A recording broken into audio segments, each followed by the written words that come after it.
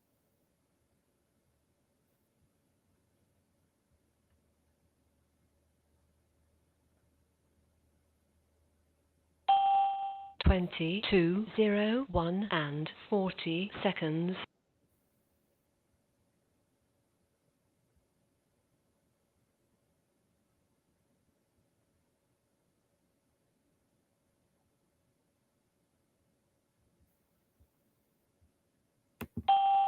Tuesday, March 25, 2014, 22:02 and 0 seconds.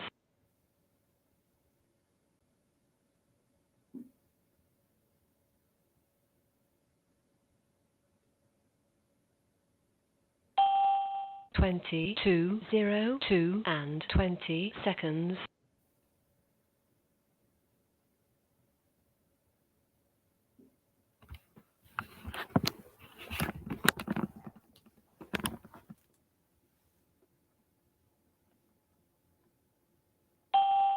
Twenty-two 02 and 40 seconds.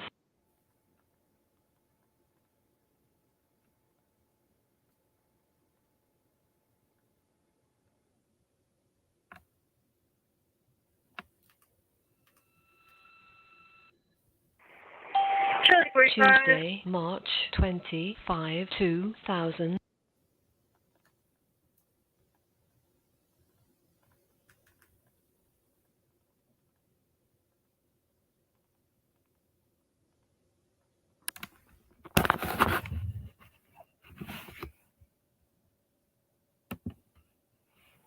Charlie 45, stand by.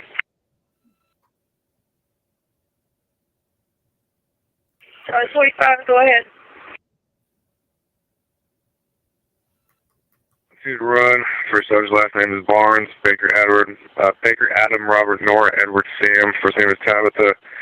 Tom Adam Baker Adam Tom Henry Adam. Date of birth is 1/9/73. Black female. Second sergeant's last name is Cooper. That's Charles Ocean Paul Edward Robert. First name is weird. Angelo Shante Nicole. That's Adam Nora George Edward Lincoln Ocean. Shante is Sam Henry Adam Nora Tom Adam Young. And Nicole's Nora Ida Charles Ocean Lincoln Edward. Date of birth is 9/4/78. Black female. Charlie 45. Go ahead. Tabitha Barnes has 388 AW.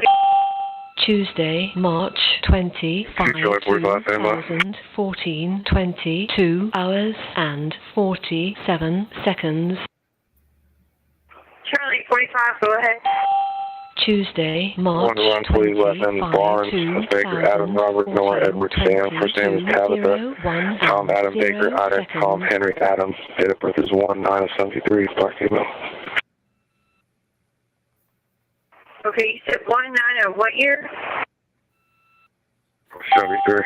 22:01 and 20 seconds.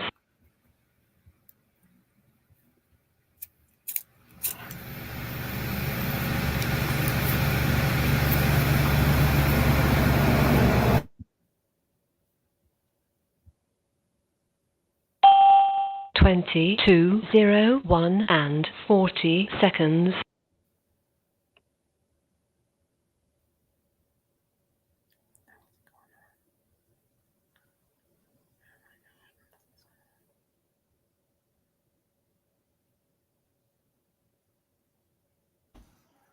Okay, that I think I got the one call in there twice, so sorry about that. It was the same thing, but basically it's just there to show you that he had run Tabitha and Angela Cooper on the 27th at 12:14 a.m. or whatever it was, and then again on the March 25th that he ran Tabitha alone. So he did do the proper things that he was supposed to be doing, despite what some people believe. Kay, did you want to touch on any of that, or anybody on the panel, questions or comments on listening to those calls? I don't. I think it's pretty self-explanatory. All right. Okay, so this is a little bit of a lengthy video, but that's okay because there's going to be a lot of information that you're going to have a lot of questions about. So I'm just going to go ahead and start this. I'll be watching the chat, and of course, anybody, you know, for questions or comments, if I feel like we need to stop and explain something, then we will. And of course, anybody on the panel, if you need to stop, pause to ask a question or clarify something, we can do that too. So all that being said, here we go.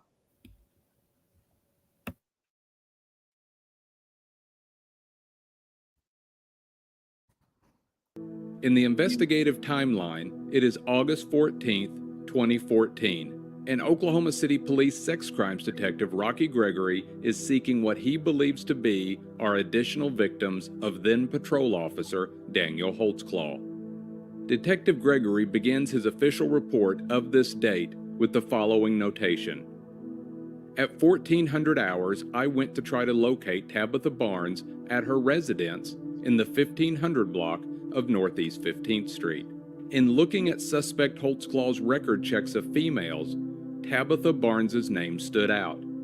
Also, initially, she matched a possible profile set aside by Lieutenant Musney. That profile is the quote-unquote list made by Lieutenant Musney that later will be denied to actually exist. According to Detective Gregory's report, he did locate Tabitha Barnes at her home in Northeast Oklahoma City. And, like with so many of the black females with criminal histories that he profiled, he began his conversation by stating, quote, I introduced myself and advised that I had a tip that maybe she had been the victim of an unreported sexual assault, end quote. We don't know if he added the words, by an Oklahoma City police officer, and we don't know that because Detective Gregory conveniently decides when he will and when he won't record his investigative conversations. We can only assume that he most likely did use those words and simply didn't bother to note it in his report. Why can we make that assumption? Because we already know he does use those words in all of his recorded interactions. Well, except those with young white bikini models living in Edmond, as I pointed out in the beginning of episode 10.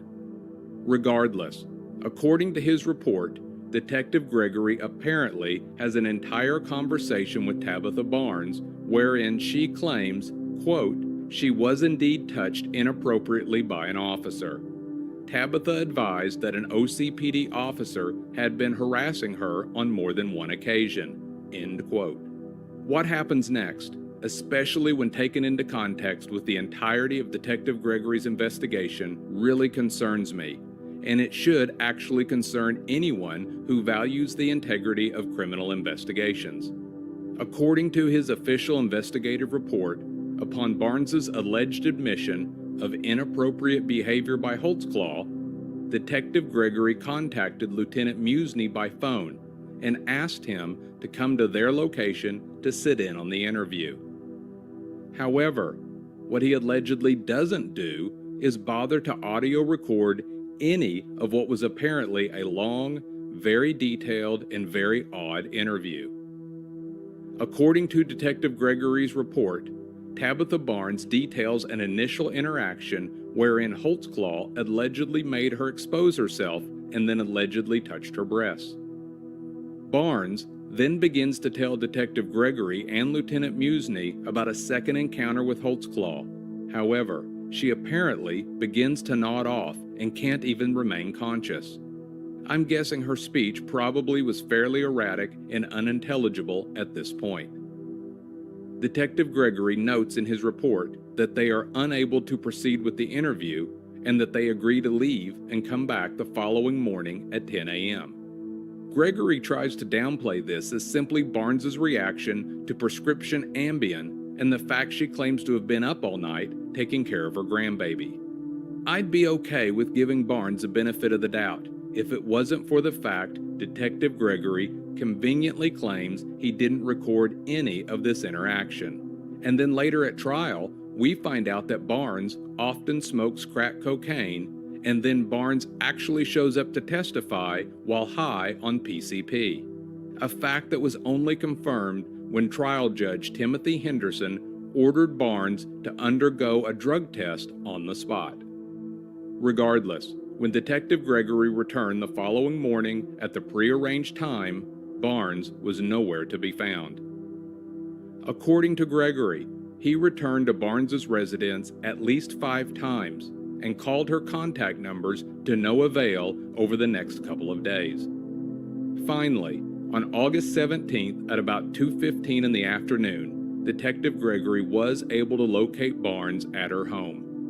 Barnes claimed that she had caught up on her sleep and was able to continue with the interview. Unlike the first interview, Detective Gregory did record this interaction. The following is the complete audio recording of that meeting. What is today's date? You know? 17th. It's Detective Gregory, Oklahoma City Police Department. I'm here with Tabitha Banks here in front of her Barnes. I'm sorry. Too many names. I apologize. Here at Northeast 15th. We're here to finish up our interview. We spoke briefly the other day, but we're going to go ahead and finish it today. Tabitha wanted to complete the interview. All right. Okay. On the, what is your middle name, Tabitha? Jean. Jean? G-E-N-E? J-E-A-N. Okay, all right. And your date of birth? 73. Okay, what's your social? 445. Okay, all right. Now, we had completed everything on the first incident, right? Which place? Right, where it was snow on the ground. You said it was the 4th, but you don't know what month. And that's where the stop was right here. That was March. That was March? March 4th, about 12:30. Okay. But that's the one we had already covered, correct? The other day when Lieutenant Musney was, and then you pulled into here and they ended up dispersing. He after everybody was gone, then that's when he had you lift your shirt up, and then he also lifted your breast, correct? Yeah. Everything that was the first incident, That was the correct? first incident. Okay. So that was March 4th, okay? And I will put that down, okay? You seem a lot more clear-minded today. The other day was pretty tired, wasn't you? Oh, God, I had that baby. It cried too much. Took my Ambien. I was sleepy. Well, I know. Yeah, you were pretty tired that day. I took my Ambien. I was ready to go to sleep, but I was tired. Okay. So I've got that part down pretty good, correct? He didn't touch you any other way except for lifting the breast that time. Okay. Yes. Now, we were getting ready to talk about the second incident. The second incident, How much later? about 2 weeks. 2 weeks, okay. I pulled up and someone had broken out my house. Therefore, my landlord hadn't fixed the door. The door was just open. When I pulled up, it was another guy. Well, I pulled on the side over here, and there was a guy in the grass. So that's what I thought the police was here for. No, he was him. Was the police already here when you arrived? Yeah, he was. Where was he parked? Right here. Right. Right in the middle of the street. Okay. What time did you said this is 2 weeks later. What time of day are we looking at? About 9:30. About what? It's about 9:30 at night. 9:30. 9:30. Okay. And he had been all in my house. So when you pull up here, you parked over there. Because I seen a guy laying out in the grass. And the police was here. And that's what I thought they was here for. Okay. And you go where? I get out the car. He called me by name in the grass and tell me to come in. The officer? Mm-hmm. Okay. So the officer's standing outside. When he see me pull up, he gets out his car. And I'm looking at the guy on the grass. And he called me by my name, tell me to come in. What's he call you by? Tabitha. I'm like, what is it now? And he said, you got drugs on you? I said, why do you keep asking me, do I have drugs? If I had drugs, something was cut off my gas.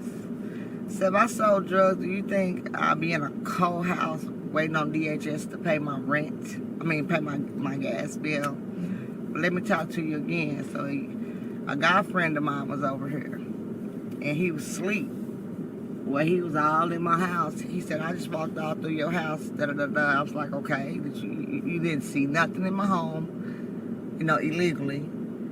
Why do you keep harassing me? Or get in the car. That's when they get in the car. Told me to get in the car again. So I got in the back seat. And he told my daughter, I said, you scaring my child. Me? I said, yeah, you. So he told Tabitha Barnes to come here. He said, am I scaring you? She said, yes. Why do you keep bothering my mama? Because I talked to my girls. And I told her what happened. Well, he was like, ask me again. Do you got anything on you? I said, no. Asked me to raise up my shirt again. I done it. Which I didn't have them wrong at the time. You did? I didn't. Didn't? Okay. Asked me, did I have anything in my pants? And I said, no. He asked me, let me see. And I just did. He didn't put his hands in it. I just did like this. I had on some leggings. And he just, said, open your leggings. And that's when there was a $20 bill in the back seat. And he was like, you didn't take my money, did you? I said, take your money for what? I didn't even notice the $20 until he said something. So I looked, and there was a $20 bill in the back seat. Ran my name again. Like, when you gonna take care of your tickets? I said, me and my father's working on it. He let me go again. 2 days later. Okay, I'm going to stop you there, okay? Because I wanted you to run down through it to have a clear mind, okay? Now I'm going to back you up on that one. I want to cover everything, okay? The more you cover with me, hopefully you won't have to cover this, later on unless you want to, okay? That's my game plan. Okay. Now, I do know it's 2 weeks after March, so we're still in March. It's 9:30 p.m. You park over here on Jordan. On the side of the house. And he is parked here. In the middle of the street. Here on Northeast 15th. Mm-hmm. Okay. Who is with you in the car? Me, my 11-year-old, and my son. Okay. Your 11-year-old is who? Is that Ariana. Ariana. Okay. And your son? Marcus. How old's Marcus? He's 7. Okay. All right. So he says, come here. Where, you said there was a guy in your grass? Yeah, just laying there. And I'm like, you over here harassing me. Why you want, who is this? Who is this? What's going on? Well, no, I'm thinking something wrong with the guy. He kicks the guy, told him to get up and move on. Didn't ask him his name. What's wrong with you? You need an ambulance? Nothing. Kicks the guy, get up, move on. And the guy moves? Mm-hmm. What did the guy look like? I don't know. It was like there's so many people be up and through here. I don't know. I didn't even know the guy. White guy, black guy? Black. He was black. Okay, but unknown. Okay. So that guy moved on. Yeah, walked that way. So he moved northbound here on Jordan. Okay. All right, but he tells you to come here. Does he sit you in the police car? Yes. Okay. In the back seat. Okay. Okay, and your kids are still in the car? No, they got out. We're standing in the yard. Okay. Okay. Now this is the part where I'm going to really slow down. He takes you, puts you in the car, back seat. What side were you on? His side. Okay, so you're on the driver's side. Okay. What's he do next? As soon as he says, come here, puts you in the back seat, did he already search you? No. Okay, so he sits you down. He always put me in the back seat. Okay. And what's he say? Asked me the same thing. What did he say? Do you take care of your tickets? I said, I'm working on it. Then that's when he asked me, you got drugs on you? And that's when I say, if I sold drugs, my gas wouldn't be out. I wouldn't be waiting on DHS to help me pay my bills. So you said no on the tickets? Yeah, okay. no. Let me catch up on my notes, okay? I'm sorry, I'm a slow rider. You're doing good, Tabitha.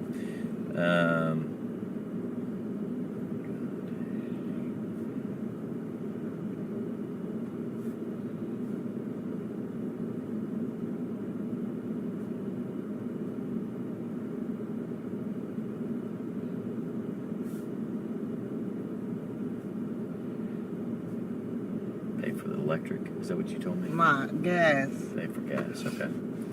All right. What's the next thing he said? He says, "You got any drugs?" You tell him about Yeah, that's what it. they're paying the gas. Okay, I got that. He said, "Could you let me? Can I see?" I said, "That's what I said." I think I said again, "Why you always coming over here by yourself and it ain't nobody, a lady detective with you? Why do you always want to see me, and you by yourself?" Now I went ahead and did it again. He's like, Now, is this before he talked to your daughter?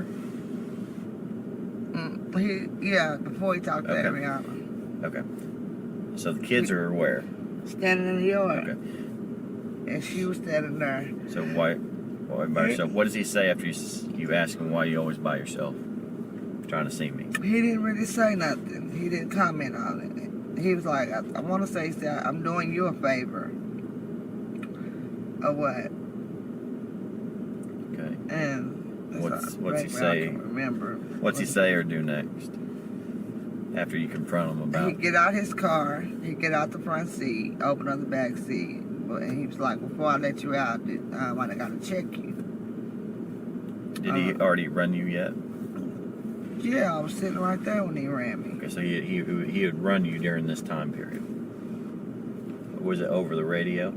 Yes. Did he pull you up on the screen? I didn't look at I know he was messing with the screen, but I could hear the lady that ran back, told him that I had the ticket. Before I let you go, he said what? You asked me again, do I have drugs on me? I said no. And that's when he was saying, "Well, I'm about to check you." And I raised my shirt up. He looked. Hang on, I'm about to check you? I'm gonna have to check you. Did he tell you to raise your shirt or what? Yes. How did he say it? Lift your shirt up. And I did like this. I said, "I don't have nothing on me." He said, "You got anything in your So pants?" it wasn't the whole belly thing? It was all the way up? Yeah. So he lifted all the way up because that's what he had you do before? Yeah. It's like it was the same routine. Let me ask you this, Tabitha. Did you go to the belly or did you just automatically go up? Just automatically go up. Automatic. Okay. So you had no bra on, correct? Not very. Not that time. The first time I did. First time you did have a bra? Oh, I thought you said the other day you did not have a bra. The first time I had a bra on because I lifted it up. Uh-huh. Lifted the bra up and it wasn't good enough for him. That's when he lifted up my breast. This time, I know I didn't have no bra on. On the first time? But he picked up your bare breasts. Okay. I had it because I just did like this with my shirt and my bra. And then he had you expose them. Yeah. So you had to pull your bra up over your breast on the first time? And with my shirt. Is that correct? Yes, with my shirt. I'll make that correction in my report. I misunderstood you. I didn't think you had a bra on that first time. So you did have a bra. He just had you pull it up and then he lifts it up. Okay, this time you had no bra. So your breasts are exposed. And what's he say? "You got anything in your pants?" I said no. And he was like, he just kept looking at it. And he was like, "Let me see." And I had on leggings to tights. And I pulled them out and he just looked. He's like, "Okay, I'm going to let you go this time." Then he said, "I'm going to let you go this time." I said about 2 weeks later. Hang on one second. Okay, so this time he did not touch your breasts. He just looked. And he did not touch your vagina. No. Okay, so no touching. The second time. Okay, but you mentioned earlier that this is where you saw the $20 bill. That second time I seen a $20 bill in the back seat. What did he say about the 20? He said something. He said, "Don't touch. Make sure my $20 is back there." And I was like, "What?" I said, "No." I said, "I had $20 too, because I had it in my bra." The time I had it in my bra, it's in my hand. I know I had $20. I was like, "Hold up, I got $20 too." And then I looked in the bag and there was a $20 bill in his back seat. I said, I didn't touch your $20. What do you say you And had I said, $20 for? That's what I said. I said, and what's the $20 for? He said, I got my reasons.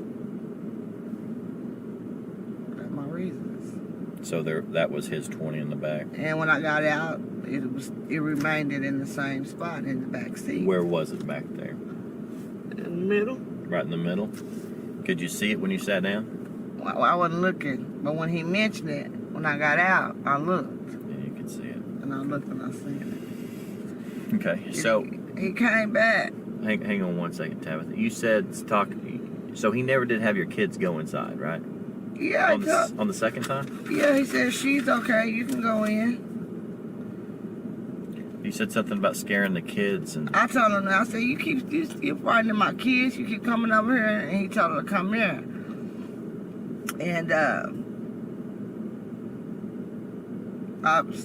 he's like, she's okay. I'm just talking to her about some things. Y'all can go ahead and go in. My thing is, okay, he went in my house for no reason, was not called to go inside my home.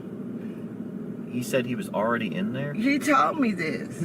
Who was inside? Terry Williams. Who's Terry Williams? An ex-friend of mine. How do I get a hold of Terry? He in Loudon. I'll give me your number. Okay, can you give me his number too? He lost that phone, that's why I said give me your number. But he was asleep. He was sleeping in the house. He said that because I told him what happened, what he made me do. He was like, you can do something about that. I said, now who's gonna believe me over a police officer's word? But he tells you he was inside and Terry was there? Yes, he was asleep. Terry was asleep in my home. So he knew he was asleep. And he knew it. And he said, I've been all in your house. I said, for what reason? I said, you just walking out. I said, okay, you been in my house, okay. So I'm not hiding nothing. Nothing's in my home. This is what got me. I want to say the next day, it seemed like he made it. He just came on duty. Hang on, Tabitha. I know you want to get on to the next deal. I just want to cover this. He said he was all up in the house and there was a guy asleep on the couch. No, in the room. In the room? In the room. Terry said when he woke up, he woke him up with the flashlight in his face. And what did he say? What did Terry say? I asked him his name again. I guess ran his name. Okay, I'm just looking at some of the questions in the chat. She's saying that he went in her house this night and nobody was there except her ex-boyfriend, who she refers to in her preliminary testimony as her associate ex-friend. Cherie and I have learned that these accusers refer to all of the people that they possibly do nefarious activities with as associates. None of them have friends. They're just all associates. And she refers to this guy, Terry Williams, as an associate. But he does admit or say during the preliminary as well that they were boyfriend and girlfriend. But the thing of it is that when Daniel went to the house that night and entered the home, he was driving by. He was patrolling, like he said he was going to do. He was patrolling, and when he drove by the house, the doors were wide open, and her car wasn't there. So, because of the burglary the month prior, he went in. He called this in. There was we cannot find the radio traffic of it, but I believe Daniel has said that he recalls a lot of the events of this particular accuser, and that he did go in, announced himself, went in because he was making sure. Well, he had probable cause basically because of the prior burglary at the home. And he did wake up Terry Williams, who was sleeping in Tabitha's child's bed. And so he did go in to the house that night. Kay said she has heard the radio traffic, but she couldn't find it. You can speak, Kay. You don't have to put it all in the chat. But anyway, He that I just just wanted told to in that he was doing a sweep. a sweep. That's what it was. Yes, because of the prior burglary. So it was legitimate. And but the way she's saying it is making it just seem so much more nefarious than what it actually was. So I just kind of wanted to explain that. Yes, he did go into the house and sweep the house, and he found Terry Williams in there. Tabitha was not home at the time, but he did find Terry Williams. So I just wanted to clarify that. Left out, but who knows how long he was in the house. Okay, so Terry, do you know how to Terry Williams? Okay. Yeah, who knows? He said he ran him. Yeah, and Terry said, because we had an incident when we call him Shorty. Shorty and his friend get off when they get off of work. They would come over here and chill with me when they got off of work. And Jesse, I don't know Jesse's last name, but I can get it. When they got off work, they were sitting right here. I mean, he pulled Jesse out the truck one day, told him he had on makeup, that he was gay. They had just got off work. I mean, would just come here, I don't know what his thing was. You talking about the cop? Yeah. Okay. Told him he had on makeup, that he was gay, and all kind of stuff. Oh, okay. Nothing. They came back because, okay, we're going to rewind that because after he made me,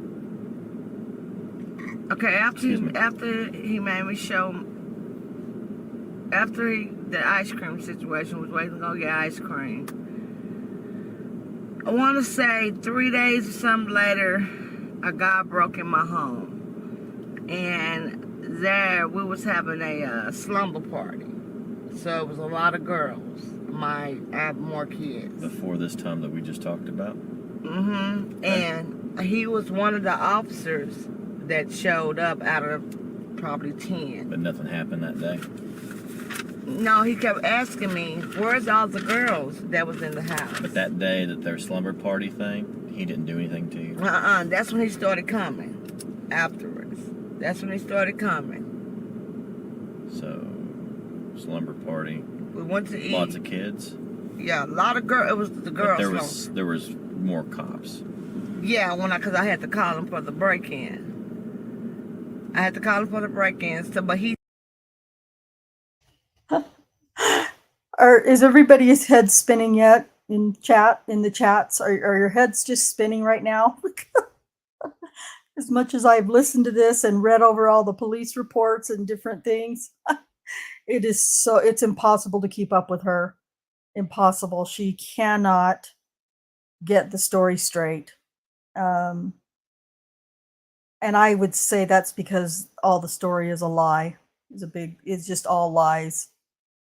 That's just, she's talking about this big slumber party. Well, that alleged slumber party was either February 27th when they were getting ready, and you're just now hearing about going to get ice cream. That's what the claim was, is that on the 27th at 12:06 a.m. that they were sitting in the car letting it warm up so they could go get ice cream, waiting for the food stamps to roll over. But she claims that was March 4th. So her food stamps, that could have been legitimate because food stamps would have rolled over for the B last names on the 5th of the month.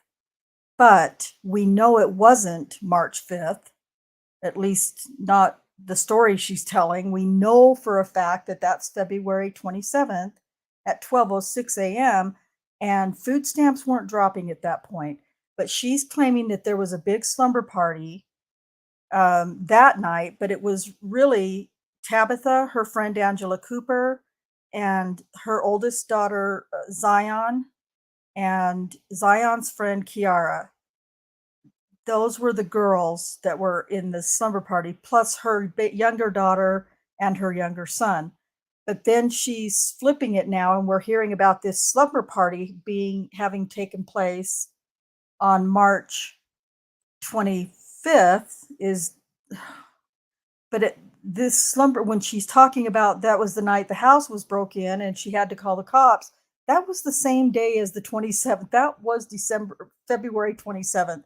So she has this whole thing so fucked up, and so because she's high, most likely, or coming down, and she's making up this story on the go, on the fly.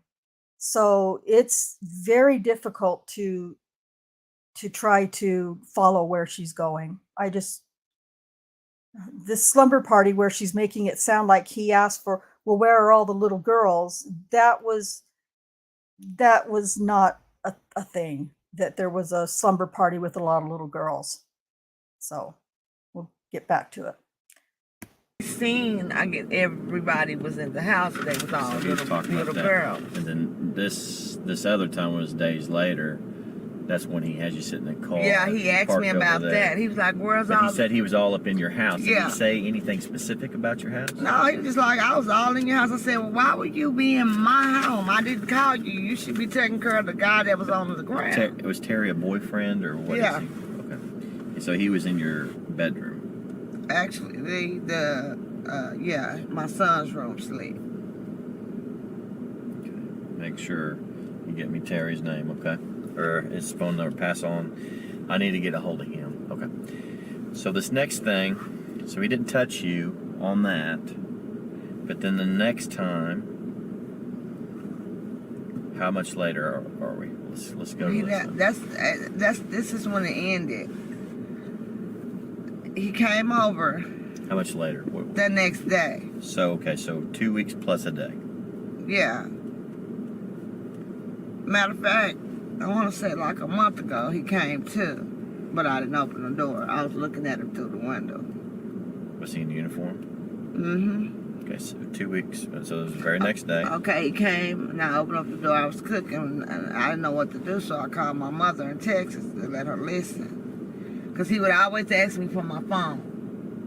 Every time the first times, but I was in my house this time. But this is the next day after he sat you out here in his car. Came over here and he was like... About what time? But I knew his hours too, about 4:30. 4:30 during the day. He had to just come on duty because you could smell his cologne, and he didn't look like he had just, been out. He ain't been out. He looked like he just came on. Okay. So he goes to the door, he knocks. Knocks hard. So for future reference, at least in Oklahoma City, TJ, if you want to know when an officer has come on duty, just pay attention to whether or not you can smell their cologne and the way they look. Because apparently you can tell they've just come on duty if their cologne is nice and fresh and strong, I guess.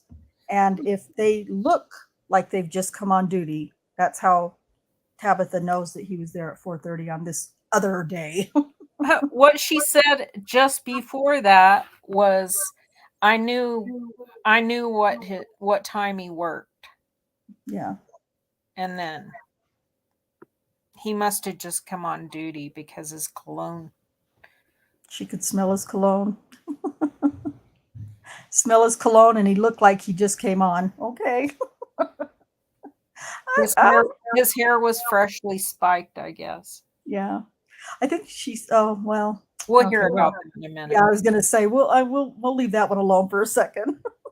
Okay. My brother was here then, Danny Brown. You said you called your mother? I called my mom on my phone. I was already telling her that I was tired of him, wanting to see my body, and I didn't know what to do about it. My mother lives in Texas. Okay. So he said... You opened the door. I opened the door. Okay. He was like, "What are you doing?" I said, cooking dinner for my kids. He said, can I come in? I said, no. So you're not gonna, I need to come search your house for drugs. I said, you want to come search my house for drugs? I said, I don't know where you're getting your information from, but it's the wrong information, first of all. I said, second of all, you just told me you was all in my house last night. If if everything was in my home, you would have seen it then, was my point. So he said, so you're not going to let me in? I said, no. He said, who here with you? I said, me and my kids. I didn't even tell my brother was with me. I said, me and my kids. And he was like, so you're not going to let me in? I said, no. He said, all right. He started talking. I don't know what he mumbled under his breath. What he mumbled under his breath. And he was like, I'm helping you. I'm doing you a favor. You haven't paid your fucking tickets. And I heard him say that. He said, I'll be back. I was like, okay. And that was in May. So May 1st, my mom had a heart attack. So this is, wait. You said the first incident was March 4th. You said 2 weeks later was this incident. And that would still be in March. So I said in May, In May, I left like May 1st. Oh, you and left. I never seen him again. And where did you go? Down to your mama's? Yeah, I left for 3 months. Okay, and that was the last time you actually had any dealings with him? Face to face. Okay. When he wanted to come in, what reason, I don't know. Okay. Let me kind of cover this just a little bit more. Okay. She said when he wanted to come in, for what reason, I don't know. Well, you just finished saying he told you he wanted to come in and search your home for drugs. So you do know, you liar. You fucking liar. He also doesn't know what he mumbled under his breath, but then she tells you that you need to pay those effing tickets. Yeah. She did hear him say that, she says. That's interesting because that's not, Daniel didn't cuss. I mean, I should say Daniel doesn't cuss, although I have heard him cuss since he's been in prison, but whatever. That wasn't his character. That just wasn't, he was religious. He didn't talk like that. It's just ridiculous. And you can just go back to his interrogation video and see how uncomfortable he was with the way Kim and Rocky were, the way they were speaking to him, with penises and vaginas and boobies and hoo-haws and, that he was so uncomfortable with that. And he's been in prison now for 7 years. So of course he's, it's a part of becoming institutionalized, but yeah, I just, to say something like the way she claims he said it is just way out of character for Daniel. So, but I love this one from Andrina. Is Rocky holding up flashcards for her to give her answers? That's pretty fucking funny. I'm sure they've talked about a lot of the buzzwords and phrases in the first unrecorded interview. Yeah. Yes, that's when all the coaching really took place. And then this particular interview that's recorded, he's having to, like, you're hearing him, now stop right there. I want to go back. That's when he's like, oh, you're off script. Let's go back. So, okay, we'll go back. First time was March 4th. That's where he had you lift your shirt and your bra. And that's where he lifted up your breasts. Yeah. Kind of about where we're parked a little bit right now. Right here. There's a call at your house. This is in reference to the break-in. He comes with other officers.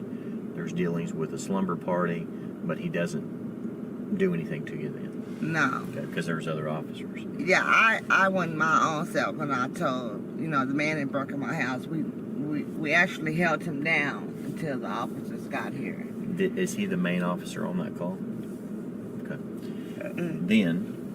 Then it was 2 weeks after the first incident. That's when he pulls you back here. He has you lift your shirt all the way, and then he has to see down your pants.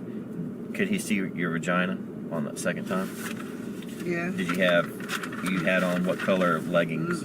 I had on black leggings with no panties. Where I didn't have no under. Did he know you didn't have any underwear? Not at the time. You know, and I'm sure he didn't. Okay. Until, and going along with that, he has you pull. How does he ask to see you got anything down your pants? I did like this. No, I don't. He said he had his flashlight. Oh, he was looking down. Yeah, he had his flashlight. I said, no, I do not. So you just flipped it out? Yeah. And then, does he say anything when you flip it out? He never said nothing, but Okay. Was your legs faced out here? No, they were still in the car. Okay.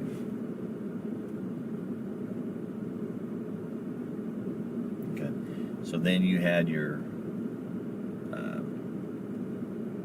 But he didn't touch you. It was lifting the shirt. Okay.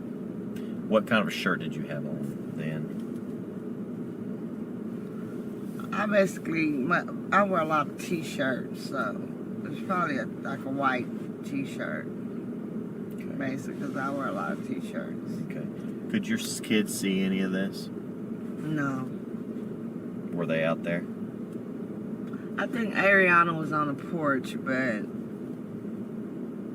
Did he ask to see your breasts or touch your breasts?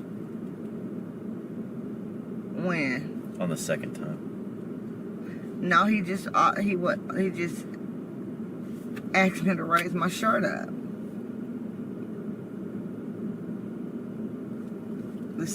Asked me did he always say, "Do you got drugs on you?" And I would say no. I don't know where you getting your information. He was like, well, I'm gonna have to check you. Can you raise your shirt? I mean, just like he would ride by my house every day. I got to the point where I wouldn't even come outside. Like I would, because I didn't want him messing with me. I would just watch him do other girls like that outside. I would look out the window. What do you mean? They could be walking and he could be just stop them randomly. Do you know of anybody that he's done this to? I don't know nobody over here. So I would call my daughter. I'd be like, look, he doing it to them. And I seen him once before. But you don't know a name? Don't know no names. And he would let them go all the time. And once again, he couldn't. I don't know what happened, but I was seeing him. Every time I seen him stop anybody, it was a female. I seen him stop someone at the Northeast 16 store. I want you to describe him again to me. Make sure I got it. About 6'1", okay. Probably 6'2". You said he was what race? He's white. Color skin? White skin. Like a tan color, like an Indian tan color to me. Not dark, but he wasn't pale. Okay. Tall guy. What would he wear? Broad shoulders. He would always have his hair I guess he would do it with hairspray. What color hair? Like a brown in it. Brownish, light browns, and they will be spiked up in the front. What do you think he'd weigh? Because the other day you said he was really built. He is up here, like a stocky build to me. He probably hitting about 230. Anything else about him? He was young. He wasn't an older guy. He was probably, I say, in his 30s, 34. Might be younger than that, but he wasn't like in his 40s or nothing like that. And never caught his name? No, I never got his name. I just would tell my mom and my family, like, it was just like, it's something you can do about it. I'm like, they're not going to believe me.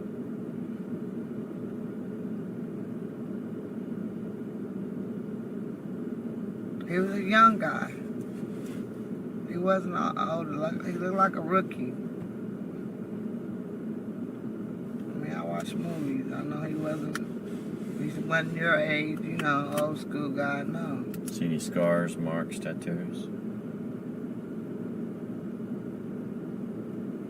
No, but if you showed me a picture, I bet you I could identify him.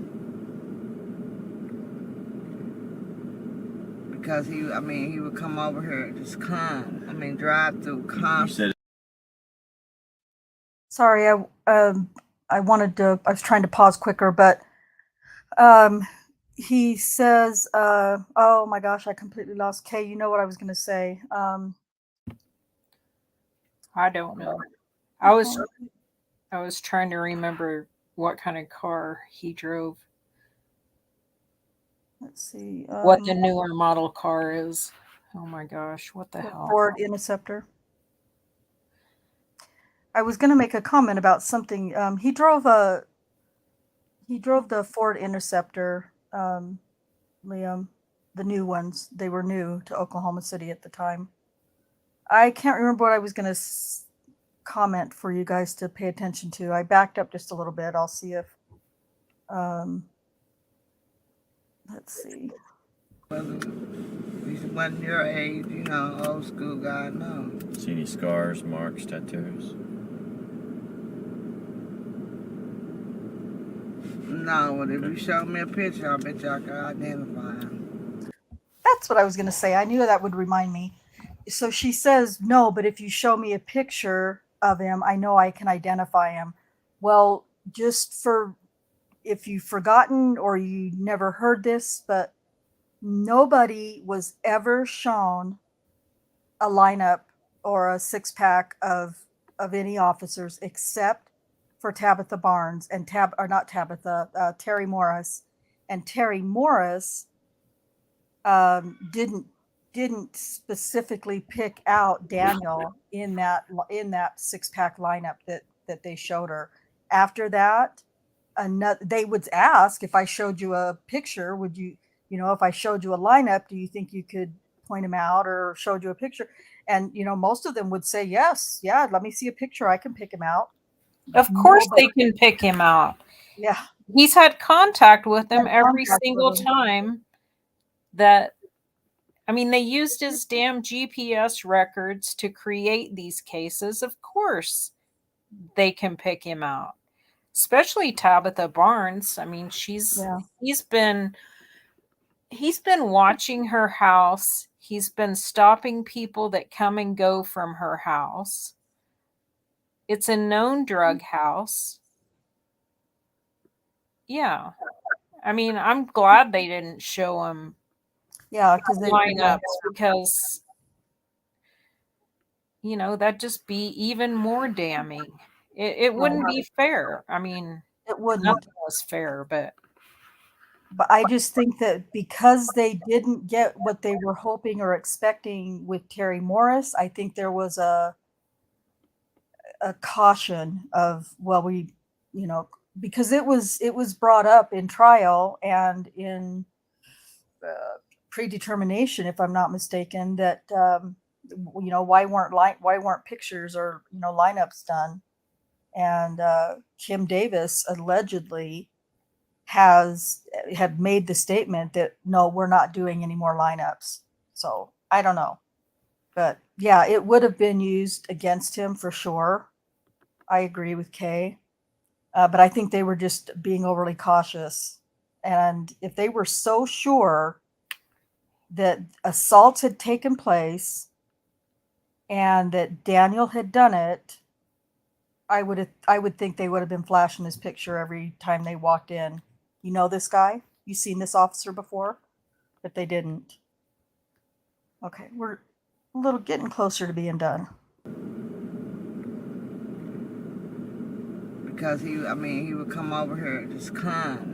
Drive through You constantly. said it was a new car he was driving. He usually came in that little Z20. I don't know if I know my cars, but like the new one, the new black and white. Is it black and white or all black?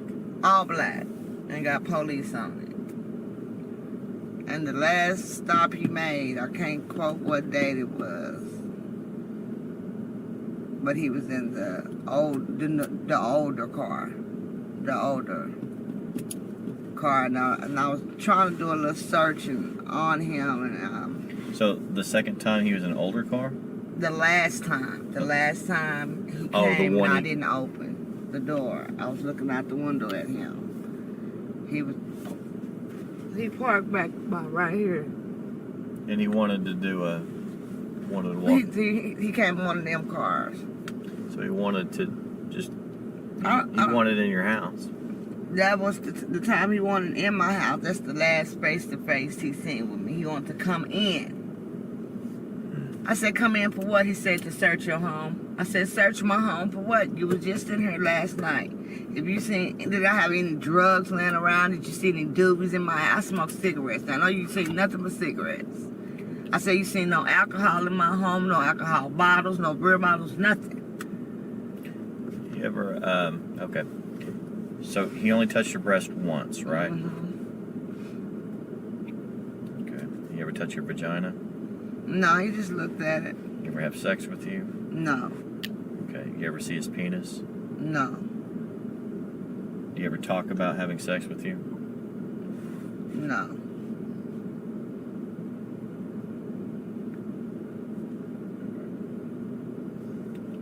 Can you think of any other thing that I'm missing or anything like that? No, that was about it with him. He just... And I was just kind of... when I had to move to Texas for that month to help my mom, that's probably what saved me with that man.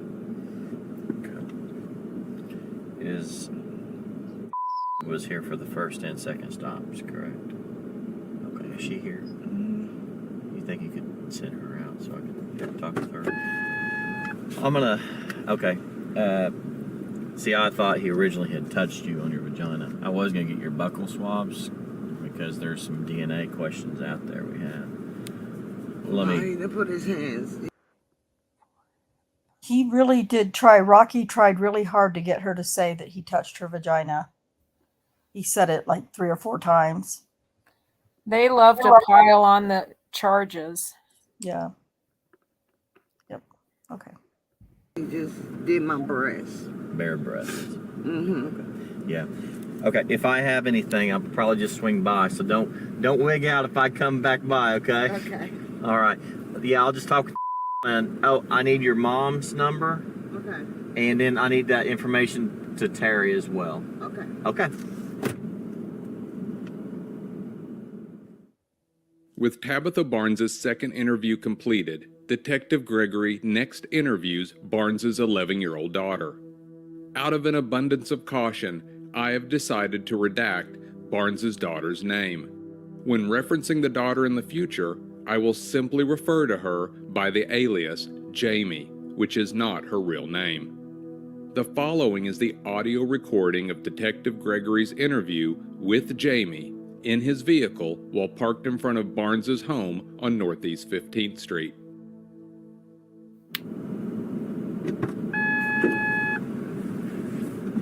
Hey.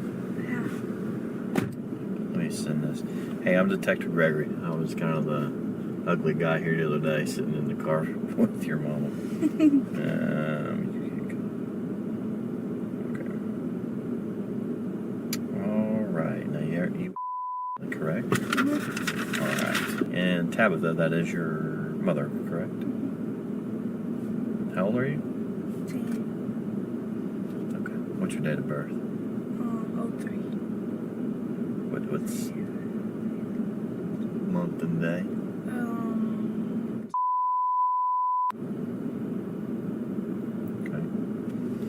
Okay. This deal in reference to the officer. Okay. Do you know what I'm talking about? Yeah. Okay. What do you know about the situation? What have you seen for yourself to happen? That he was asking my mom to show her body, and then he kept sitting right here in front of our house. Then he kept asking him, "Why you coming here? Why you coming here?" And then my auntie said, "Cause I'm living with her right now." And then he said, "Oh," and then he keep coming back. He just kept coming back for no simple reason. Then when we was gone, he came in our house. My stepdad was in the bed asleep, and then my stepdad said he came in the house while we was gone. And then we was about to go get some ice cream, and he pulled us over for no simple reason. We all had on seatbelts. The tag was right. My mama, she didn't have license, but the person that was driving, they had license. Okay. And I know that there's different times, and just so I'll be clear, I think in my mind, is that when there was snow on the ground? No. When they pulled into the driveway? How many times have you seen this officer yourself? Forget about what you've heard. How many times have you seen him, just yourself? Like 4 or 5 times. Where have you always seen him at? Right here, where you parked. He always just sit right here. Since when was the first time you ever saw him? And this is August. About March. Okay. Let me ask you this, and this is, I know what you've heard. The story that you just told me, I'm sure that your mama told you that, correct? My mom told me what? About what happened? Yeah. Okay. Now, so I'm just trying to get what you actually saw, okay? With your own eyes and heard with your own ears, okay? Did you ever see him do anything, touch your mama badly? No, I only heard her say that he asked her to see her breasts, and he kept saying, I would like to see those. What else did your mama say? That's all she told me. Did your mama say anything that he did touch him? Yeah.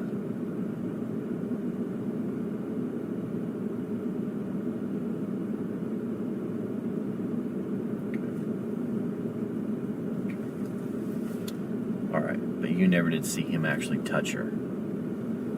I saw him like try to touch her arm, and then she was just like yanking away. Okay. But not anywhere else besides the arm? No. Okay. Okay. You ever tell you to go inside the house or anything? Yeah. How many times? Like every time he come.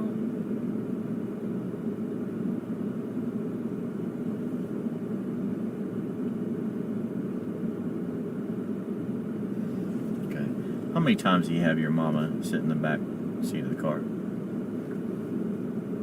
Every time he comes, he was like, last time he said, tell her to sit in the front. She said, I'll just sit in the back.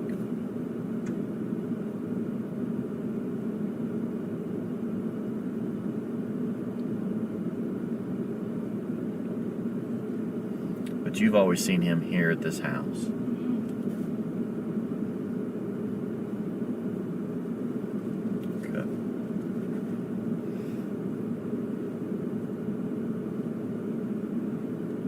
What'd this officer look like? Yeah, spikes. What do you mean? He had spikes in his hair. What color hair? It was like grayish.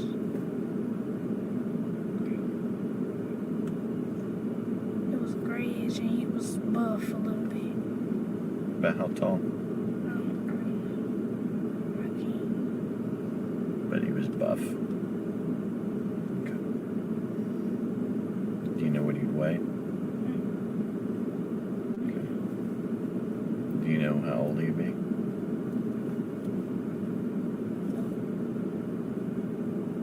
But you've seen him 4 or 5 times here. Okay. Did your mama ever tell you anything else besides the breast stuff? Okay. Okay. I think that's really all I needed. Smash with your mama. Thank you.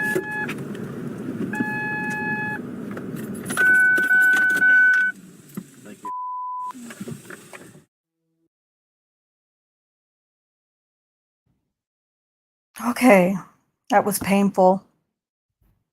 Really painful. Hey, JD, great to see you. So Andrina says she thinks this is where the name Spike comes from.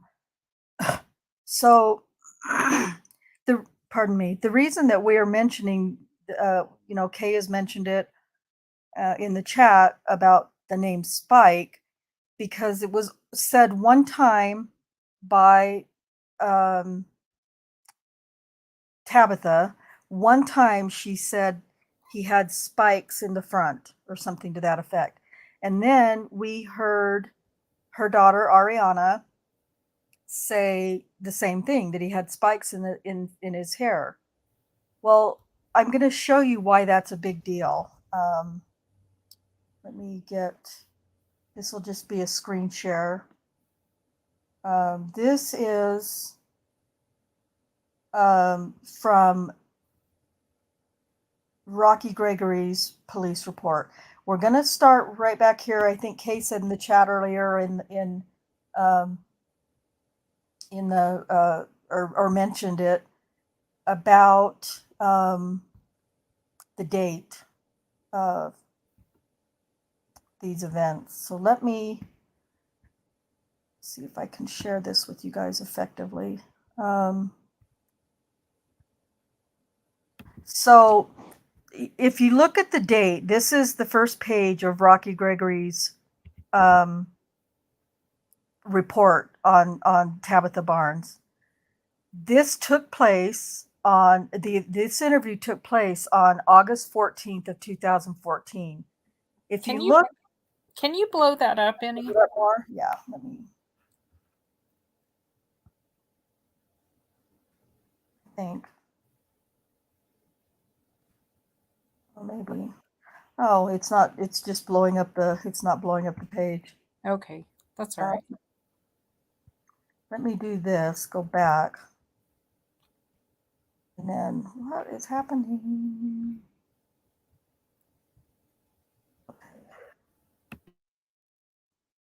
Okay, this is the beginning. All right, let me see if I can try it again. That doesn't. It won't. It just blows up the whole page, not the report. Anyway, if you wanted to go ahead and. I don't know why it's going forward.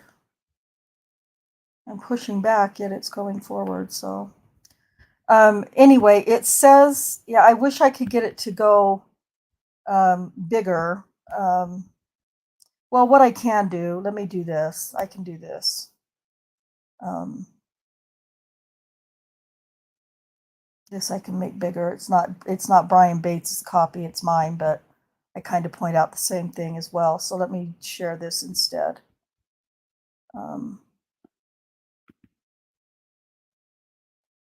Let's see.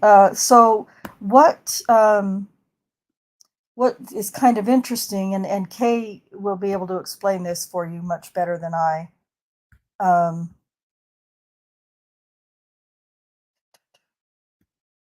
I'm closing all the wrong stuff. I'm not a fan of stream sharing anymore like I used to be, because this other way is so much better.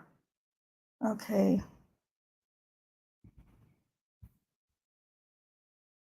Another window. Okay, here we go. Okay. So this is my copy of the OCR, but I had also pointed out the same thing. This interview, this reported date is how they call it, was August 14th of 2014. Rocky Gregory reports it as August 15th of 2014. And down here, he says on 3/15/2014, follow the lead to reference to finding a victim of sexual assault. I came into contact with VI victim Tabitha Barnes, who advised on 2 separate occasions she was the victim of a sexual crime by the same subject. The first incident was found to be on 2/27/14 for sexual battery. The second incident happened on 3/25/2014 for indecent exposure. Both incidents occurred at her address.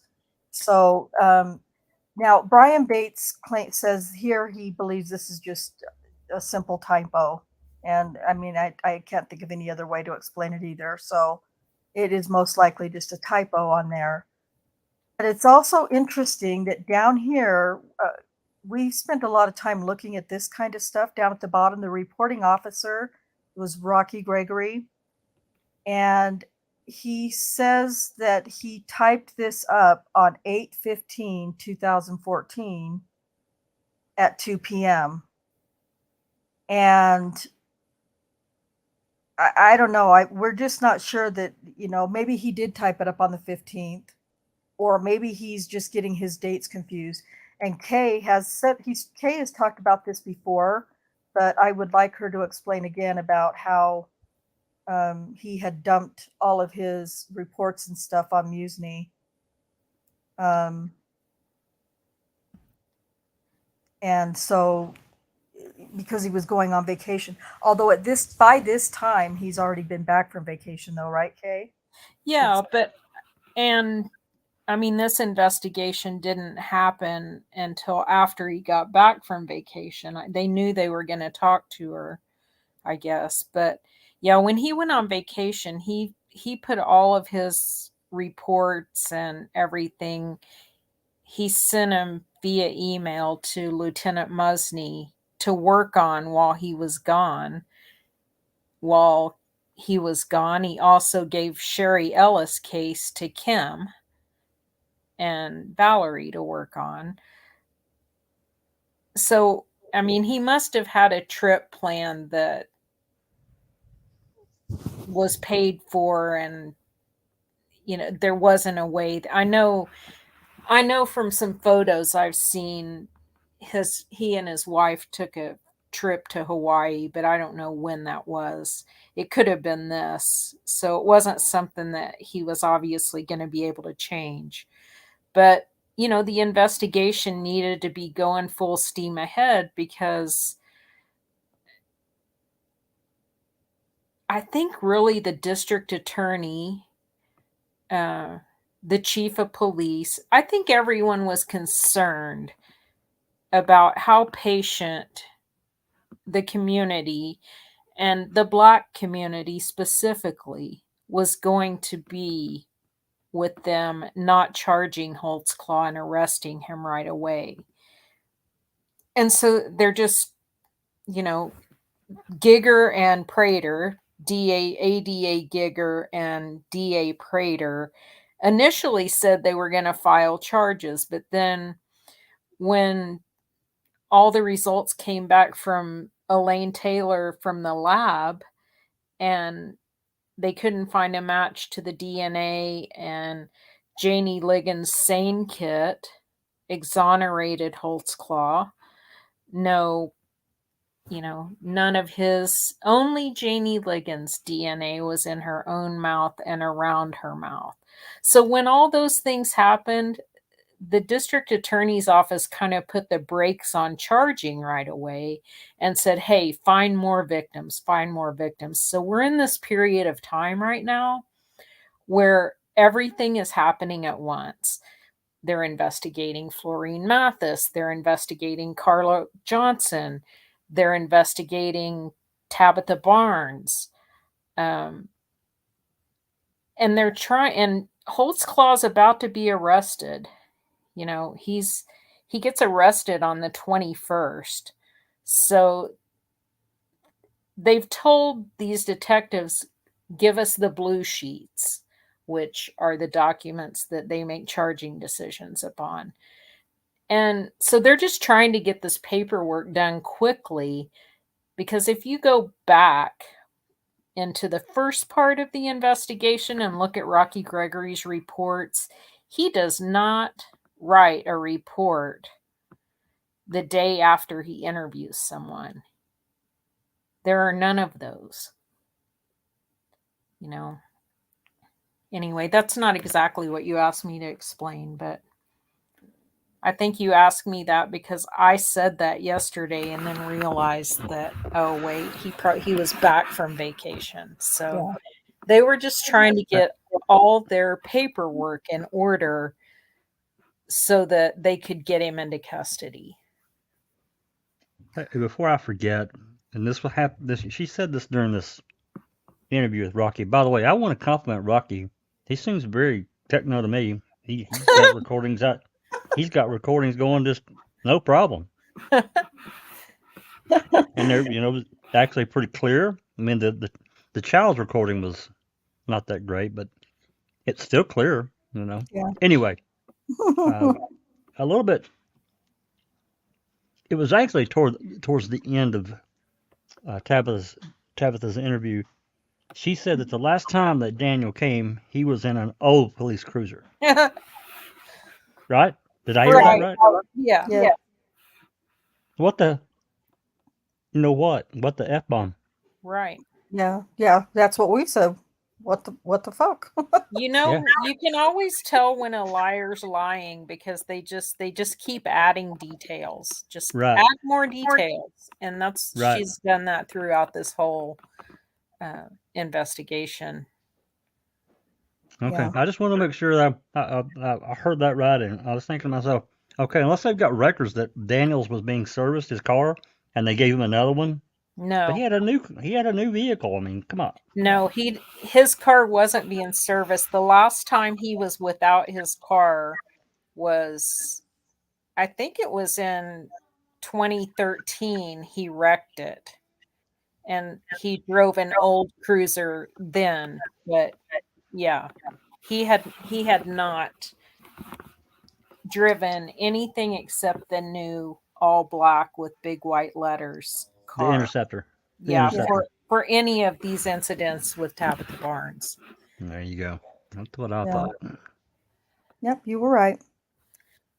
So, what I'm going to suggest to you guys is to go to episode 11 of Bates Investigates holtzclawtrial.com and get on that homepage for episode 11 and look at Bates's he's done a lot of work. He's like really picked the police report apart, and look at that. And he's got notes in there of where he different things that he's going to explain. And so, but for now, and I haven't done all of it like I wanted to, of course, but I'll just take you through mine and where I've made notes. So I definitely made the same note. Now I highlighted this because this is August 15th and they don't know the date exactly yet, but they're going to be arresting Daniel in 6 days. I think six days from this. So it's like Kay said, they knew they were getting ready to arrest and they had to hurry up and get a bunch of stuff done and in. So this is where it kind of gives you the charges and related case numbers and all that stuff. But the one that I wanted that really bothers me is the indecent exposure. Again, he in the further in this report, she says, and he writes it in the report that Tabitha said that she showed her breasts herself because she just assumed that's what he wanted, that the cop would want, because she's had some contact with law enforcement for sure, and I'm going to show you that in a little bit too. At any rate, so this was an interesting thing that he also, it's a review of the summary, and I think by Musney, no, by Rocky. Review of the summary. This case was reviewed with Oklahoma County DA David Prater and ADA Galen Gigger 1 count of sexual battery, 1 count of indecent exposure, and 1 count of breaking and entering was accepted against the defendant, Daniel Holtzclaw, for this case at hand. These charges will be filed in the Oklahoma County Court, and you'll, like I said, you'll be able to see all these details. I'm not going to go through all of this because it's just, there's 134 pages, and a lot of it's documents, but a lot of it is some really interesting, narration by Rocky Gregory. So this is really interesting wording. In looking at suspect Holtzclaw's records checks of females, Tabitha's name came about. Also, initially, she matched a possible profile set aside by Lieutenant Musney. So we were just wondering, what does set aside mean? What is how do you set aside possible profiles? We're just like really picking at it at that point, but it's just a weird way to say it. He says, I met with Tabitha at her residence, introduced myself, and advised that I had a tip that maybe she had been a victim of an unreported sexual assault. She advised she had was indeed touched inappropriately by an officer. So what did he miss here? Did he forget to put that his tip included a unreported sexual assault by an officer? Why is that just randomly in there by an officer? So I don't know. Then another thing we found interesting is, and I think I mentioned this before in another case, another accuser, Gregory says, I contacted Lieutenant Musney to come over to sit in on the interview. Why? And Kay has mentioned before, and I probably, after some thought, I agreed with her, but he probably wasn't called to come over and sit in on the interview. He probably was along with Rocky to begin with. But either way, especially to go to the extent to call Lieutenant Musney to come over and sit in on the interview, why? I don't understand what his reason is. Hey, Rhonda, are you meaning to share the screen? Do you have the report up, or you're just reading from it? Oh, was I not showing it? Holy You're crap. not, I'm so sorry. That's all right. I forgot to add it to the stream. I'm sorry. So yeah, that helps a lot, I'm sure. But it's just weird to me that they that Rocky always has to have Lieutenant Musney along with him whenever he's interviewing one of these accusers. I don't know. Maybe it's nothing, but that just seems weird to me. Well, Rocky explains that first interaction, or he explains the first interview that was unrecorded as a brief interview. But then he says that in the middle of it, he calls Musney to come over, which, that's not very far from headquarters, but it's probably would take 7 to 10 minutes to get over there from headquarters by the time he gets out of the building and gets to the parking lot and whatever traffic is. A brief interview and he's halfway through, and then you're waiting on Musney to show up to hear the chart. Like Robbie said, I believe Musney was there the whole time, just like he was in the jailhouse interview with Terry Morris. But the bigger question is why? Why does he need his lieutenant there to back up? I don't understand why that is. I don't know. It just they're under a lot of pressure to get these accusers lined up, and Musney it's him. He's the one who's under a lot of pressure. He's been told, find more accusers, get the blue sheets in, do these things. So, they've got several accusers right now that they're in process of interviewing and trying to figure out what kind of charges they can come up with. But they haven't done what they've been told to do. I mean, they're not finished with it, and they can't. I mean, they are going to present Tabitha Barnes. The DA's office accepts charges on Tabitha Barnes before Rocky even files her police report. So what? What's Yeah. that? It's just, yeah, it is. You can tell that you can sense the angst that's going on. That they're under a lot of pressure. And so anyway, he contacted Musney. Musney apparently came over or whatever, or was already there, who knows. Okay, this is where it started becoming so difficult to break this down, because the story, even as what's his face Rocky is telling it, narrating it, is still incomprehensible. I think that's the right way to say that.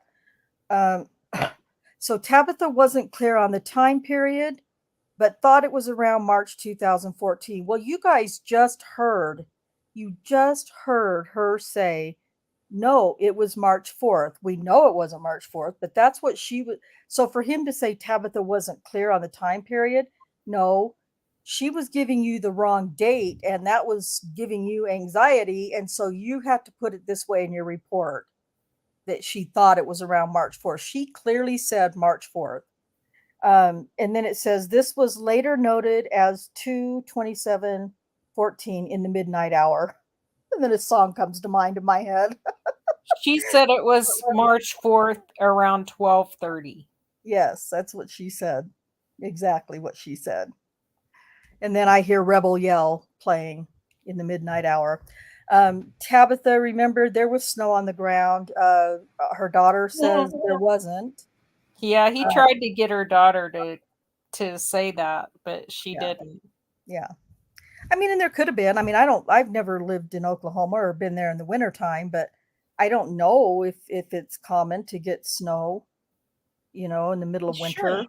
But okay, so there's snow there. I mean, we could look up March 4th or February 27th, either one, and see if it was snowing. Yeah. I haven't done it. That's true.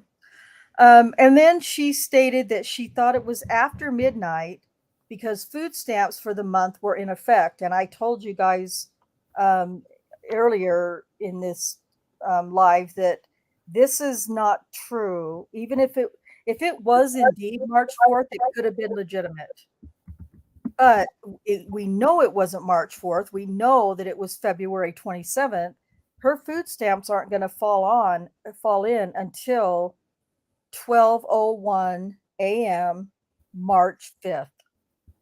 So this was a lie, or she's just completely, unsure at all of what she's saying.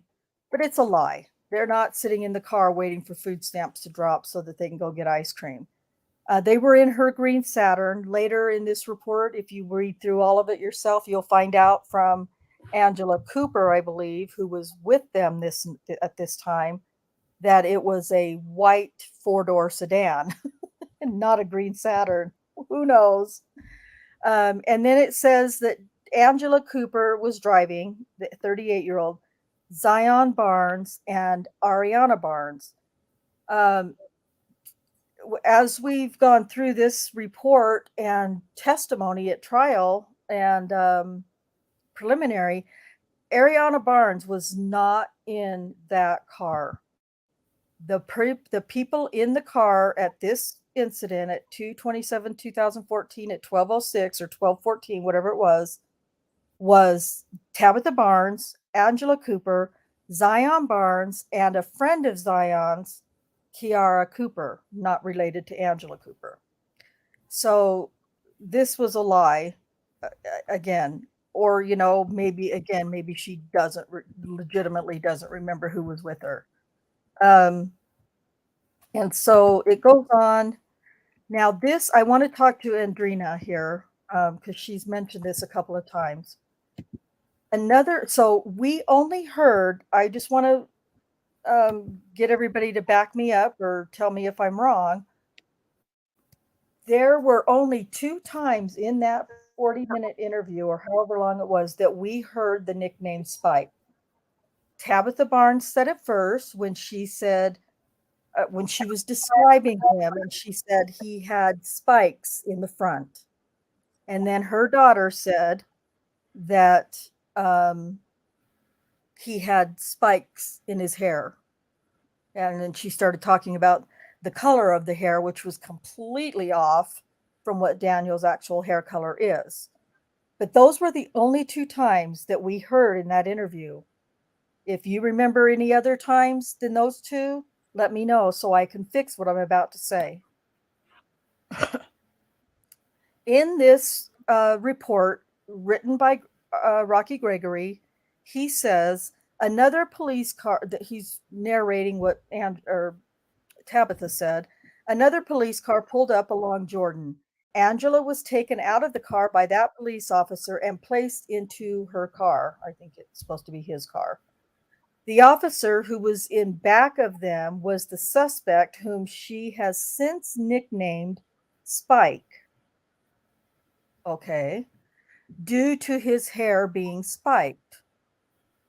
I didn't hear her saying anything like that. That's just me. Then he says, Rocky says, It's Spike. not just you. Am I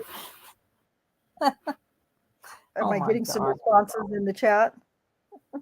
No, I'm just saying Okay. it's not just you. It's just not me. reported. Yeah. She didn't mention it in the second interview, which she would have if she had mentioned it in the first. In the first, exactly. I mean, yeah. ridiculous. So here he says, like he's repeating what Tabitha told him. Spike told the other officer he would take Tabitha. He had Tabitha sit in the back driver's side seat. His car was on Northeast, blah, blah, blah. The kids were told they could go inside, blah, blah, blah. The other officer let Angela go after a short period of time, and Angela also went inside. That officer left, and Spike was left alone with Tabitha. The kids came back outside and stood on the porch. Tabitha told him he was scarring her kids. I always have to read up scarring because that's how he spelled it, because he's an idiot. I said you're scaring my kids. I said you're scarring my kids.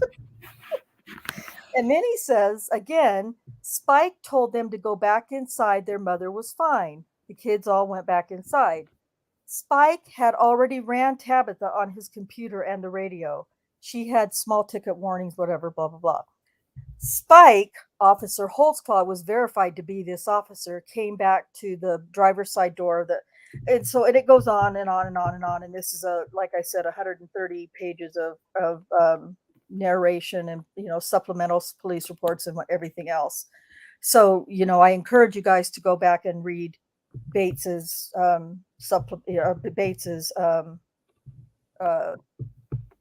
supporting documents. Supporting documents. Thank you. So yes, Andrina, he made it up. After that, nobody said it except Rocky anywhere I can find. That is exactly right. He kept repeating that in the police report. I think I counted 6 or 7 times that he said that, when it was only said to him twice in an interview, once by Tabitha and once by the little girl, and neither one of them said that that's what they had nicknamed him. Bates said he counted 15 times that he used the word. Oh, did he? That's what he said.